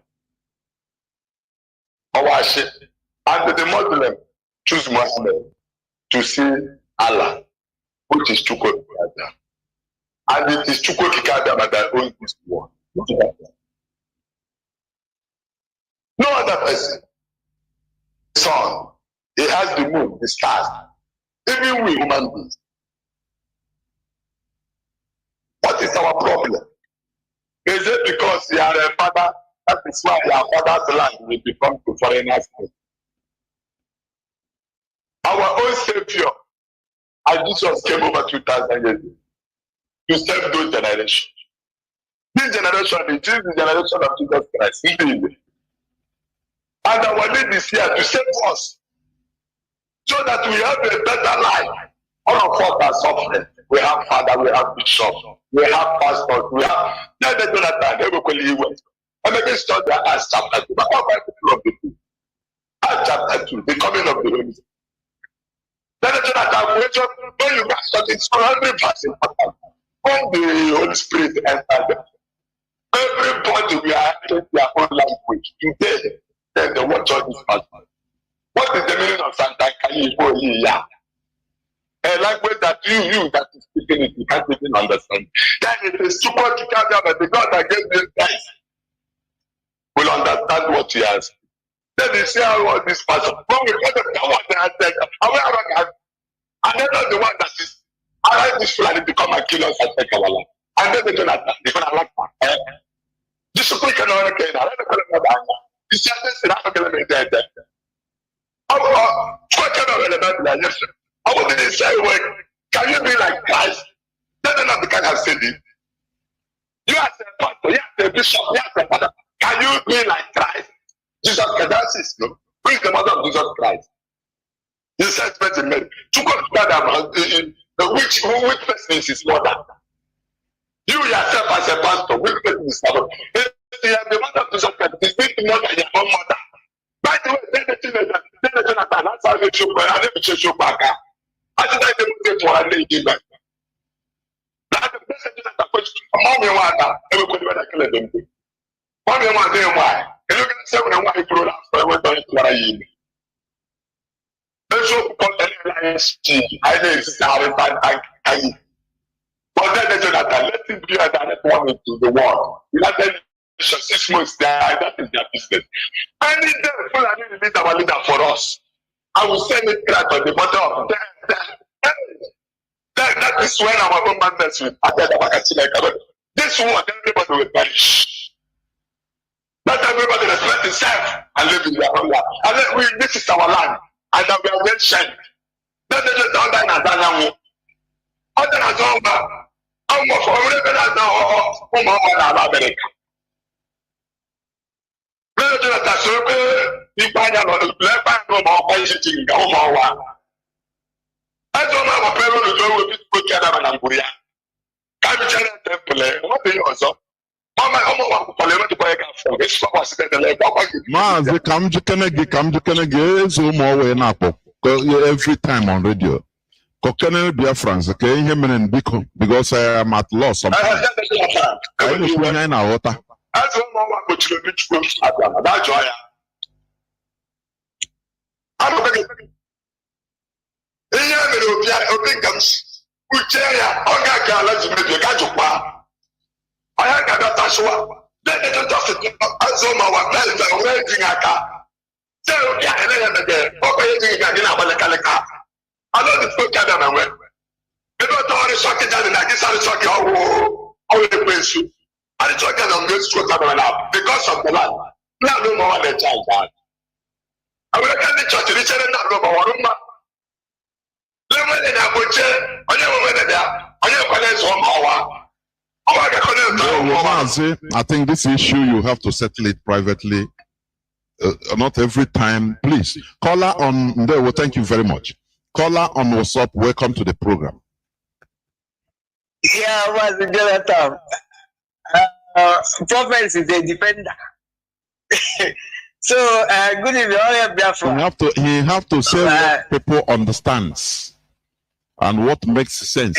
Yeah. You cannot maybe only go privately get put on a radio Biafra now blaster the person. It doesn't make sense, please. I don't condone it. Go on, please. It's true. What's Jonathan? I like the program you present this night. In fact, I try my possible best to reach him, and I will nappy. Suddenly, thank God for MAZI Nandekano. MAZI, this Christianity, they have done a lot to us. They have done it. I thank God for this. You are telling them and telling us too. You understand? So that they will know what they do to us. MAZI, there is a testimony I want to give you. Because these people, they are very, very heartless and wicked. My wife was pregnant. Suddenly, getting to the delivery time, my in-law called me. I see my wife, he started keeping quiet, doing as if something is bothering her. And I tried to know, she did not tell me. And he said they went to one prophetess, and the prophetess prophesied that her life is in danger. That they are prophesying that when he has pregnant, maybe they call her name. I don't even know. I just listening to this one. I just keep calm. Let I know where she's going to. So he said, although they said it's for liver, it's from water. I say, Mommy, what are you saying? He said it's true that her life is in danger. That they said if he born one, born two, born three, getting to four, that she will die. I say, he said this is what they did. That at the end he said there is a big sacrifice that we will make. That the more go table. Sacrifice what they are church, what they metal giving. Thank God for Radio Biafra. I said, Mommy, what are you saying? I asked her, what did you see your forefather? Or do you know your forefather? Or do you read about your forefather? He said yes. I said, what's the God they are worshiping? Then I think Christianity then. He said no. I said, why should you believe on all this thing? So you people, I said, why should you go to that woman? I'm showing my own family. The time you born your children, at least you have up to 5 children. The time you born them, did anybody come and tell you that when you born one, when you born two, or when you born three, die? Did somebody tell you like that? He said no. Why should you? MAZI, you are calling on WhatsApp. Just hold on. You are calling from the Zoom, but you are calling on WhatsApp, so no problem. Do you see in this world, let me tell people that are listening, human beings have power, natural power, endowed power, until you discover it. That is why, when people whenever you believe in anything,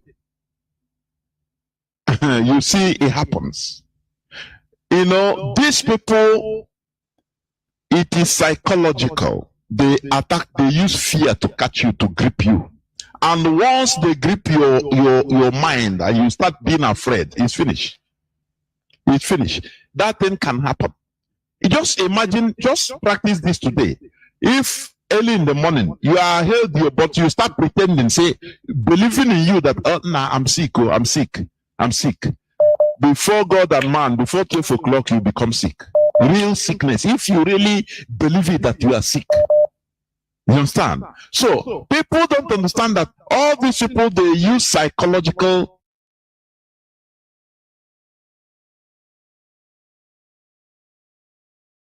thing. There is no way you can go to any of the that you just and you will not see anything. You will first of all grab when they go to Bible school, they train them on psychology, mind control. That is what they train them for. So that they will be watching you like this, and they will be talking something, putting one thing inside you, and they will know that they have grabbed you with that thing. And once you believe and continue, finish, you are in their palm of arms. and anything from there, they can be controlling you. Before you know, okay, I'll bring a bullet, or we go do sacrifice, kill it in Bar Beach. From there, you have become, a tool in their hand. They can use you as they want. Any slighted, if you are walking or driving on the road, you see anything, ordinary snake that will cross the road, you will stop and call your mommy Gio, your prophetess. Hey, as I'm something normal, but he will say, yes, they are here, you see. Go on, please. So, if you see the anger that I should do something that I thought I want to die or something like that, say, calm down. I'll say I will call this call and you never call me again. Stop telling me about this. In fact, you will give me the number of that person. If anything happened to my wife, I will know that person responsible. It started of course. It's not. It never is like that. I think, what are you saying now? You didn't deck. I'm joking with me. I'm joking. The person you are talking about is my wife. I know her. You never ask her whether she belongs to River or not. It's your daughter now. You ask her. Instead, they said that they are not talking about. They will not talk. There's a secret. I said, then never you again to talk to that or even going to that place. If anything happen, my wife delivers safely. What are they saying? They did not allow us to worship the God that when you olden days come to shrine. If you come to shrine, the shrine will detect you. It will detect you. Is it not the God that the message? They consult God. It will detect the person that do that bad thing. Which God passer? This one they will tell you have faith tomorrow, pray to be better tomorrow. I see people be going to one place, they're laying hand on praying in the church. I say, these people are they human beings? Are they not listening? Are they even the people, the pastors? I know that they are ready people. Read book, but nothing there for their head. MAZI, this not whatever that you explained, it's up to 21 hours, and Nohanez never said anything about that, and we never see any person that come and condemn what these people say. It's only IPOB. We continue fighting. We continue fighting. We don't depend on Nohanez. We continue fighting. Thank you, MAZI. Thank you. MAZI, I want to give me that your Facebook. You say Raphael what? I don't forget. Jonas Raphael. Please inbox me. Okay, after I will send you the link. Please direct. Okay. Right. Thank you very much. Oh, Biafra. Almost Biafra. Thank you very much. We must continue. I have a caller or callers that are ringing. Even this one, the phone, I cannot even be able to pick because calls are flooding in. But I will. Okay. Caller on signal. Are you there? No. He has gone. Caller on WhatsApp. Welcome to the program. Can you hear me? Caller on WhatsApp. Caller on WhatsApp. Off your radio, please. Caller on WhatsApp. Can you hear me?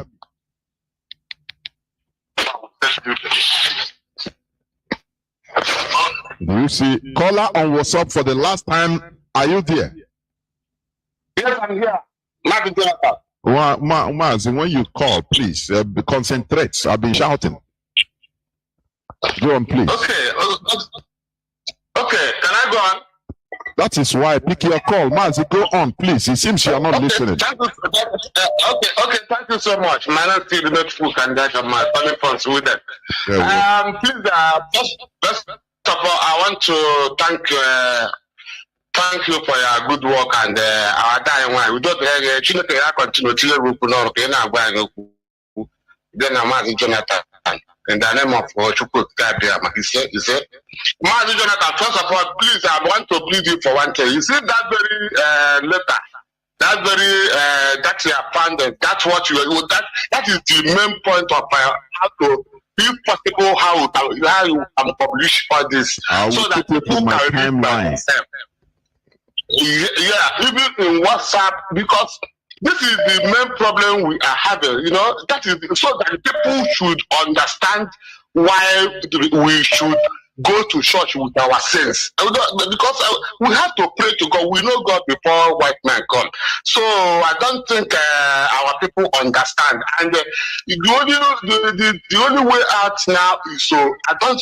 In fact, I'm just thinking, but already that is the main thing. That very public, that's very founded, that's in the open that is very, very important for people to read. That very document is the main problem we are having as a black race. That is the main problem. Okay, I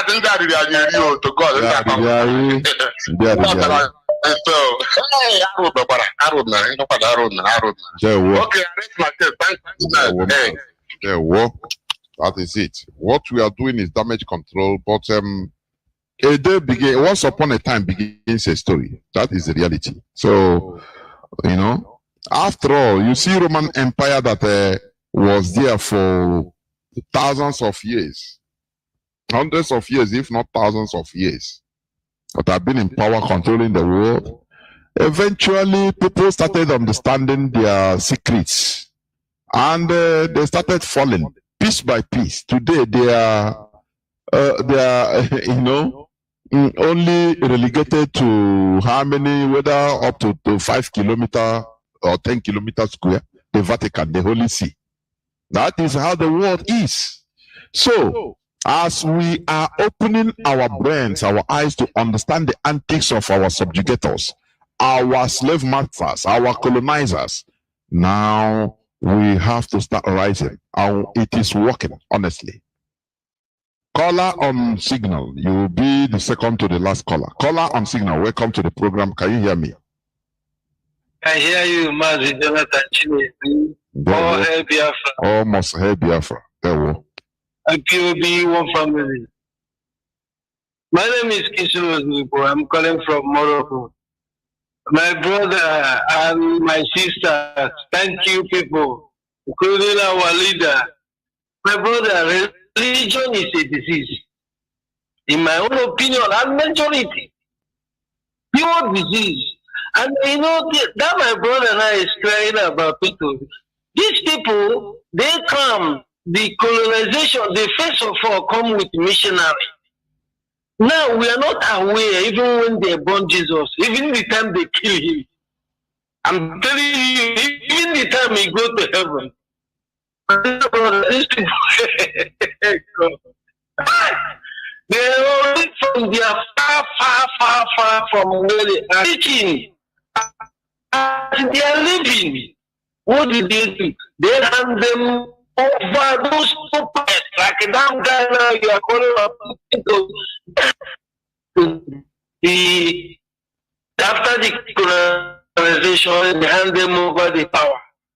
Now we can see that even in people that in a Muslim way, when you argue with them, when we tell you that Bilal is a black man, now you realize that Bilal now they call it was called a false Allah and shouted in the Mecca side, Arabia. That man is a pure slave. You see?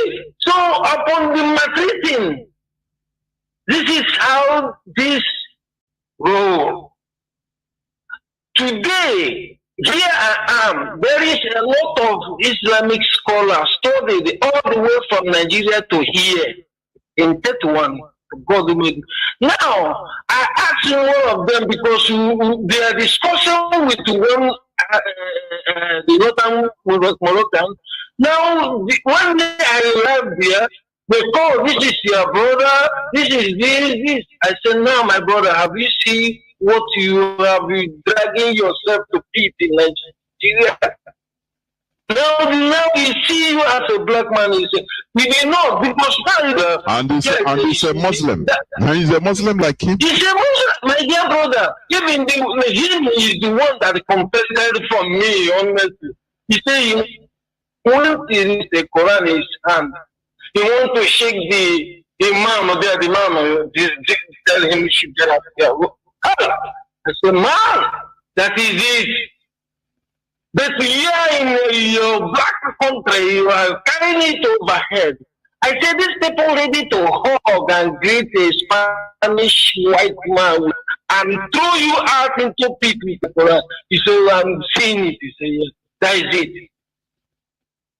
This is where you are following. I'm not dislodging anybody to follow. That's your own. But, you know, first is your color. There you are for human being. We have already met before these people, including the name they answered. Some of them are attached to their own traditional name. Oh, hey, Biafra. God bless you. Almost hey, Biafra. That is it. For people that maybe could not, let me explain what this our brother said. You know, he lives in Morocco. It's an Arabic country, Muslim country. He said people that come, Muslims that come from Nigeria. He himself is not a Muslim. You know that. Now, they left him. His fellow Moroccan Muslims. After everything, they carry him. They say, "Oh, there's your brother, a black person like you here." They didn't carry him, you know, to welcome him and say, "Oh, it's our Muslim brother." No, now they put him to the person that back in Africa, he's ready. That person is ready to kill this our brother for Islam, but his eye open. Our brother told him, "Say, look, do you see it? That is this thing now is a religion you are dying to secure. Oh, Arab, oh, Islam. But here now, they refuse you. They see you as a black man. Do you see it? Now they take you to me, your black brother. But back in Africa, you can kill me because of this religion." He said, talk to the man. The man said, "You are not telling. My whole, you know, philosophy of this religion have just changed with the episode of what happened. That is it. It's just like what is happening to us. Oh, we are sending money to contributing money every Sunday, sending to Pope in Rome, to Canterbury in UK. They are killing us. None of them are doing anything. None. They kept quiet. But every Sunday you go and send money. Is it not stupid? They look at you as a very gullible and stupid set of people. That is the reality. That is the reality. It is only us that can save ourselves from both mental and physical slavery. No other person. Forget about the foreign imposed religion. It is we that has the same, you know, value.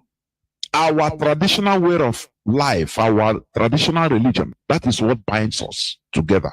Forget about those people as I answered Jonathan, because of the Christianity. They can't do nothing more than your own brother. They can't do it for you and nothing. Only maybe if they are slaughtering us now in a war, they will come.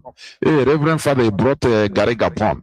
He bring the Okuroko to help us. But the thing they should do should start now. They are doing nothing. It tells you all you need to do to know. I have a caller on WhatsApp. He will be the last caller. Caller on WhatsApp, welcome to the program. Please, you are the last caller. Go on, please. MAZI, good evening from here. MAZI Jonathan. Yeah, MAZI. I salute you. I salute my sister, our sister, Wada Maria Heda. Wada, I would still like to know your Biafran name or Igbo name because, you know, but however, I do abide on whatever you said here, MAZI Jonathan. You people are really eye-openers to our people and to all of us entirely. The fire must keep on burning. They can hold the messenger, but the message is already out there. And if the Fulanis are still fighting from since 1904, till date. Till this, as we are speaking, almost some minutes to 12 and 2022, and we are in 30th of July. They are still fighting to accomplish the dream of their ancestors. What makes us Biafrans to abandon what our ancestors have given over to us? Mas, the reason why I called this evening, sorry, I haven't introduced myself. My name is MAZI Emmanuel. I come from Arondi Zog. And by the special grace of Chukwu Okike Abiama, I serve the indigenous people of Biafra as the Paris Zonal Coordinator. MAZI, the reason why we are, in fact, I want to quote the father of the person who betrayed our leader, which is Uhuru Kenyatta. His father, who is, I think, Jomo Kenyatta, he said that white people came into our land in Africa and they asked us to close our eyes, and as we were closing our eyes, before we open our eyes, they have possessed all our land. They have owned all our lands. And and they handed Bible over to us. And that very issue, or that very wealth, is very, very heavy. Because when you look at today, what we are passing through, especially in Biafra land, who can we ever tell in this very world that Biafra land is the land, only a portion of a land who has been feeding the whole world today? But you know, journalists and CNN and other newspapers, they can never talk about it because Britain never want them to say anything concerning Biafra or anything concerning our race. They only talk of Iran, Saudi Arabia, other countries who they use their oil to deceive other people, but not really telling the people that where they are getting all their resources are from Biafra land. The resources they are using to conquer other nations or build their military mights are coming out from Biafra land. They don't say that. Mazi, the question we should ask ourselves is this. Fulani people don't want us to relate to Israel or to relate to any other person. But them, they are free to relate to Saudi Arabia. They are free to go to their Mecca to pray. But we are not authorized to go to maybe to Jerusalem or to go any other place to pray. No, we are free to go to Rome. You can go to Rome, because they know that those people are just hypocrites. They don't know, they don't talk. If they are talking, why haven't they said anything concerning the killings of the Christians in Nigeria and in Africa in general? Are they not Christians? But you see the double standard. Mazi, are you telling me that if in Nigeria today, that is Biafrans or Euro or Oduduwas are killing the Northerners, are you telling me that Saudi Arabia will keep quiet? The answer is no. Saudi Arabia and the other Muslim countries around the world can never keep quiet. But because of this these people that brought Christianity to us were not originally Christians. They were convertees, like they brought it to us. That is my own understanding. Oh. These people were not originally or born Christian, because Christianity never started from Europe. It started, the person we are talking about is a Jewish man, which originated from Israel. But these people build their own to suit their own narrative, and they start selling it to the gullible Africans. And they're backing it up with their own currency, which is money. Today is bubbling, is raining everywhere. Today we have jettisoned all our own. See where we have landed ourselves. Mazi, what you people are doing here is, it pains me that our people are very, very critical and very, we are stubborn. I am not exonerating myself. We are stubborn. And that stubbornness will cost us a lot. That stubbornness we are very, very stubborn, yes, but that stubbornness will cost us a lot, and it has cost us a lot already, but it will still cost us a lot for we to learn a very big lesson. Because can you tell me that had it been that is Fulani, they kill up to 5 million in Nigeria, can they still be part of this Nigeria? The answer is no. Is it Yorubas? Had it been they killed Yorubas the same way they killed Biafrans because of their own resources? Are you telling me that Yorubas will still be part of Nigeria? The answer is no.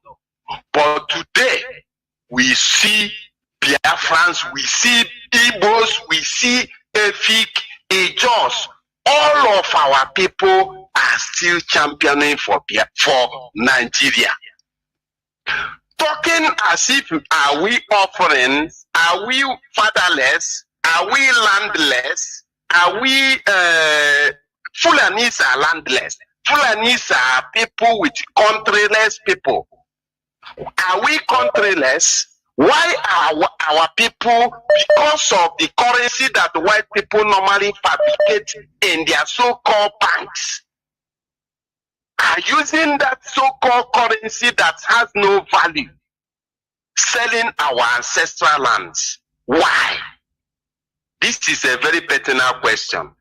And you see what I am begging, even though if heaven, I don't know whether Biafra comes or Biafra did not come, we must accomplish that thing that Ojukwu could not accomplish. What was that?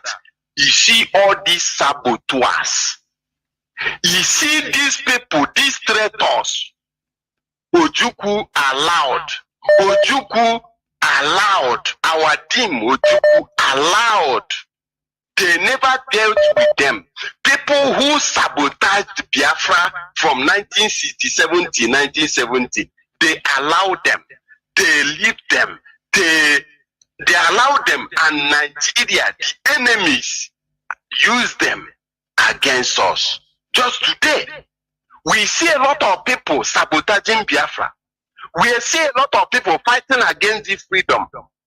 Because of what? They saw that the old ones, they never received any punishment. And to them, it's normal thing. They can just say Biafra in the morning, in the night, they are one Nigeria. They can just say Biafra on the mouth, in their heart, they know that they are just there to sabotage you. You see, if we never achieve anything, these people, we must hunt all of them, wherever they may be. If it's only that we achieve, I will be very, very satisfied. Thank you very much. Thank you. Let me say something concerning what our brother said. Our late Jim, eternal hero, Not that he left saboteurs. Never. Far be it. People, he didn't leave them. No. The reality is that we lost the war. If you understand, with the help of the saboteurs, yes, we lost the war, and there, as you lost, there is nothing much you could do. Saboteurs became imposed on us as our political leaders, our political elites.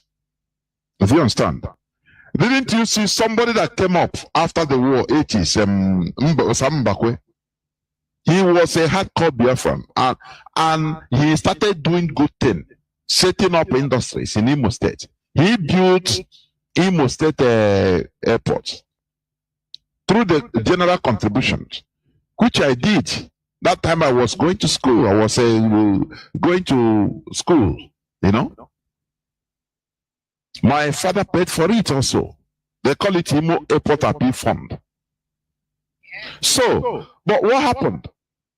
I think they put him in jail after the military takeover of they invited them. They destroyed everything subsequently. So, it is not that our eternal leader, Dim or the Megojuku, left the saboteurs. Let us say it as it is, please. It is that he was overwhelmed, we were defeated. And you know, the conqueror, not a conqueror anyway, because they didn't conquer us, they defeated us, and they entered into the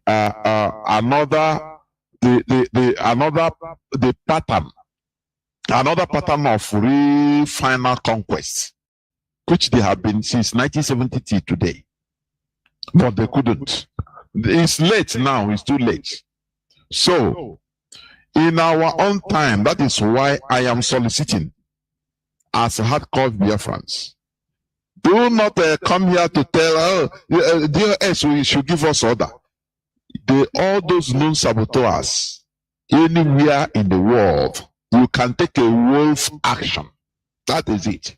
That is how people sabotage will, diminish in our land. When they see that, oh, the people that are missing in this country, in this place, one saboteur is missing. The other side, another saboteur is missing. You see people now become afraid.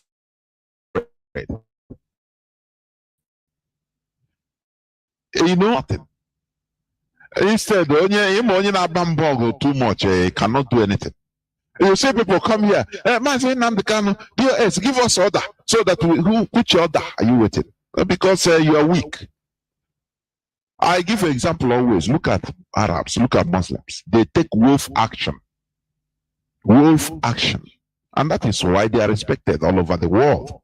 Because if you are in one part of the world doing something against the religion, in your place, you don't know, as you are going out in another part of the world, one person will just target you, and without waiting for any command, no person commands him. He's doing it, defending his religion. Therefore, it's our religion. Any person that is sabotaging this, he should be automatically sentenced. Do not wait or expect for us to come on air, for the HOD come on air and announce, oh yeah, this person. No. Because that is what our people should be doing. Wolf action. That is it. What other? I don't know. Please, you have to come in and make your departing remark. Many people are still calling, but I can no more. We are 4 hours plus. Go on, ma. What other? Okay, Maz, if you want me, then let me give. Of course, go. Okay. Of course. Okay, Maz. How I'm going to bring my come to conclusion today. I'm just going to give our people, or give us an idea how these people manipulated our people, how they took what we had, told us they were bad. On the other hand, they brought the same thing, but in a different format and ways. Like, for example, when you started it when you mentioned MAZI, you said when it comes to indigenous people, they will refer to our altars as shrine to make it look dirty, sound dirty, look devilish, you know. But when it comes to Christianity, it will be called altar. They're all the same thing.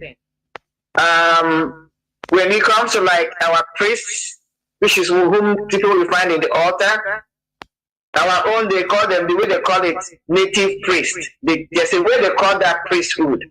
You know, all these native priests, giving the connotation that all they do is do evil, devilish things. But when it comes to the Christianity or this Christian religion, they will call them reverend fathers, sisters, nuns. They are all priests. Whether they are traditional priests, they are altar priests, altar is altar, whether you call it altar or shrine, that is the same thing. You come to Ani or Allah, which is the Mother Earth. We have, you know, we believe the Mother Earth, that's why it's qualified as a she, because she's a bringer of what? The things of food. Let me use the word food that we use to sustain life. So invariably, Mother Earth is what gives us, sustains life, gives us life. Through Mother Earth, life is brought and life is encouraged. Go to, and then we, you know, our people believe in Mother Earth, they worship Mother Earth, and it's a powerful deity we worship.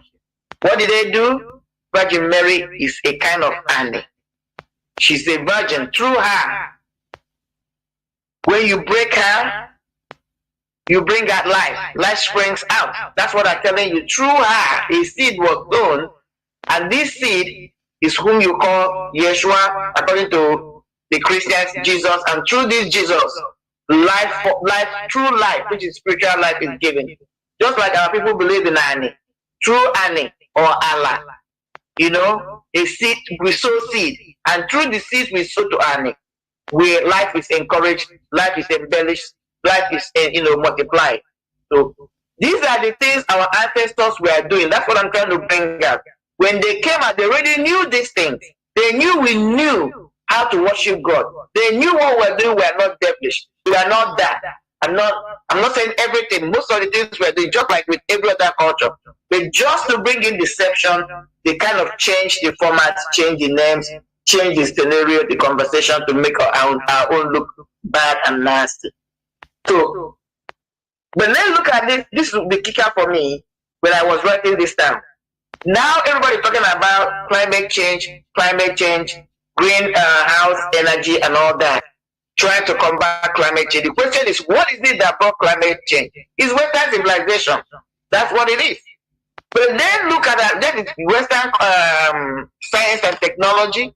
Again, I'm not putting it down, but the way they went about it is what is destroying the atmospheric world. And then we are talking about climate change. We have to combat it.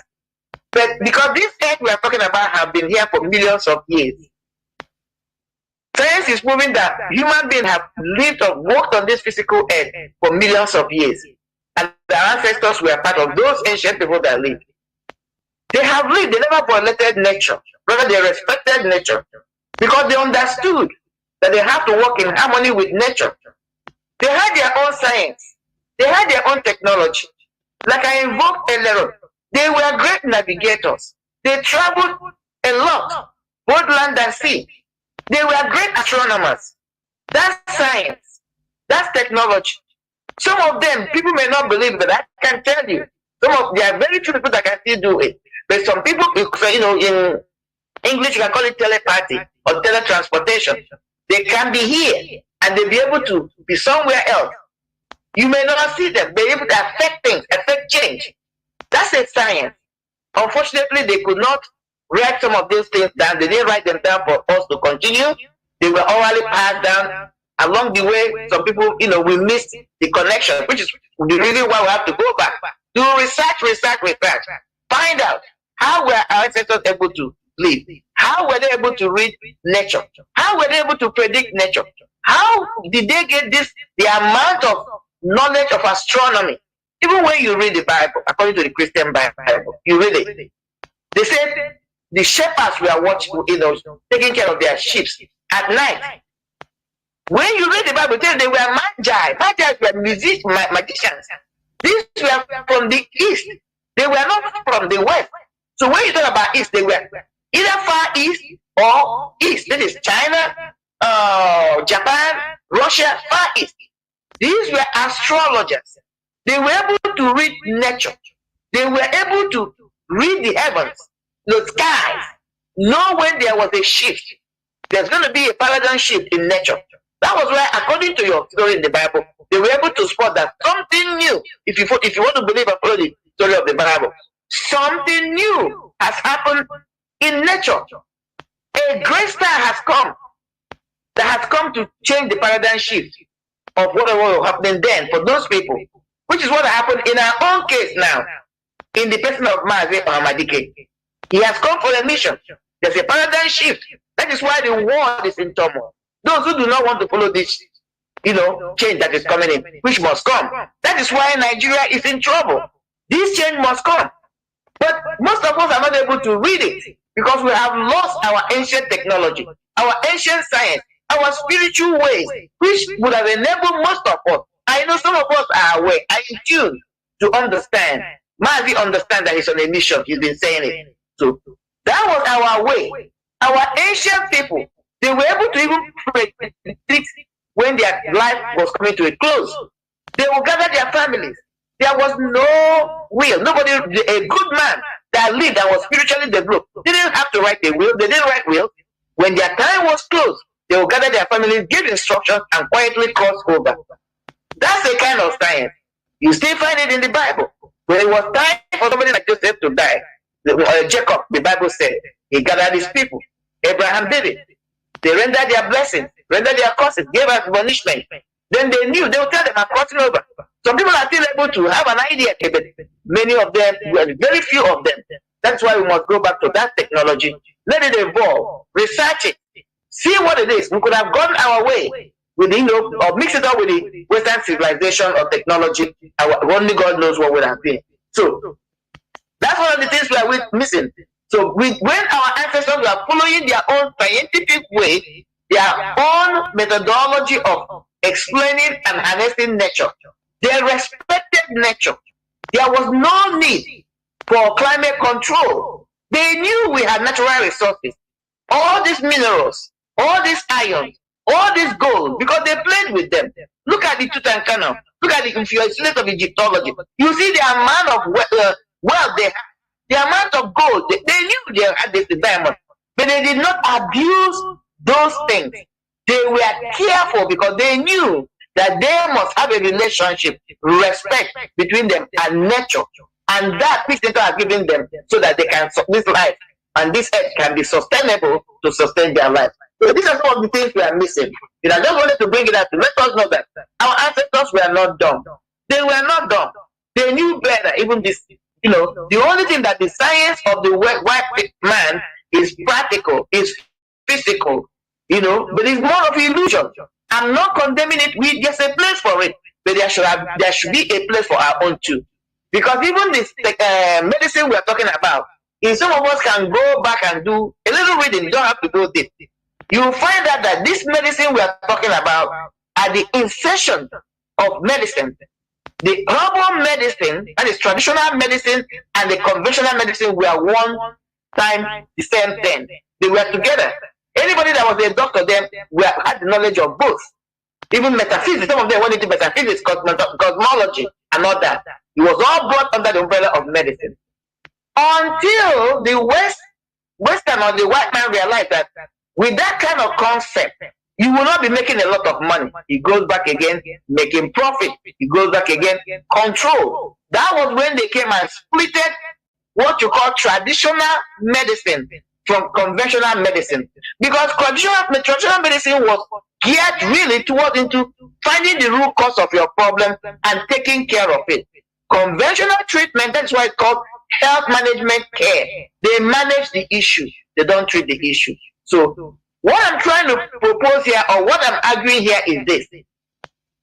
If our ancestors were not subdued, were not marginalized, and our own way of life had continued and competed with Western civilization, would have been in a better place than where we are today. That's what I'm going to submit today, MAZI. Thank you. And thank you all for listening. Thank you, MAZI, for the opportunity. God bless. Thank you very much. We have come to the end of this program, but we shall continue it, I think, another Saturday, God's willing. What we are doing here, it is not something emotional. We poke your mindset, your brains to go into more researches. That is that is what we are doing here. That is the intention. Go into researches, make factual investigations in order to find out things by yourself. That is what we do here. And that will lead you into taking the right decisions. Because when your eyes are opened on things you didn't know before, or things that we are voluntarily made to misunderstand. Because it's a voluntary something. It's a voluntary motive in order to keep you, in a shadow, pursuing shadows, in order to keep you gullible. You know, the same way the Nigerian mainstream media keeps Nigerians in, in darkness. The way they report news, you will see now they will paint something highly serious, like the overtaking of terrorists in Abuja. The way in other countries, normally political heads will be rolling. People should be resigning, courtesy of the way the media reports it. Do you understand? But when you see Chinese television discussing it, they will be laughing, and the way they put the sentences, it will galvanize comedians to take over. They will do comedy, use it to gather comedy to make money on some issues that are highly critical and serious to the people. So what happens? Nigerians continue making fun of their lives. That is it. Many things are contributing. So what we are telling you is the reason why you are defending a religion that that come from outside, whereas demonizing your own as a motive. Another day we discuss about more about the motives, please. Therefore, it is high time we start doing the right thing, thinking the right way, because this is the awakening. What we are doing, it is historic. It's historic, honestly, because we are awakening the mindset of our people, of ourselves. Enlightenment. That is how Europe started their own revolutions. After being impregnated with teachings and enlightenment. That time, no microphone, no radio, nothing. Through writing, no printing, no printer. Now, sometimes I think a 16th century printer came out first. Yes. So they were writing, distributing. People were reading. When, if you read, you tell your fellow, your comrade. Today, people doesn't know what people listen is what do you call it? Gossip. They don't listen to something important to them. It is very mind-boggling. This is where you hear things you can never dream of hearing in the mainstream media. That is why Radio Biafra is addictive. When you start listening to it, you continue. It started from our leader. That is a standard we must continue setting. You continue, even if you don't want to listen, but no matter how we are shouting, you feel that that is the only thing we want to hear, nothing more. It doesn't matter whether we shout it or we whisper it. That is not the problem. Therefore, continue in this awakening, this enlightenment, so that we will help yourself and help our people. Thank you for listening. Biafra is our religion. Biafra is where we worship. It's our ideology.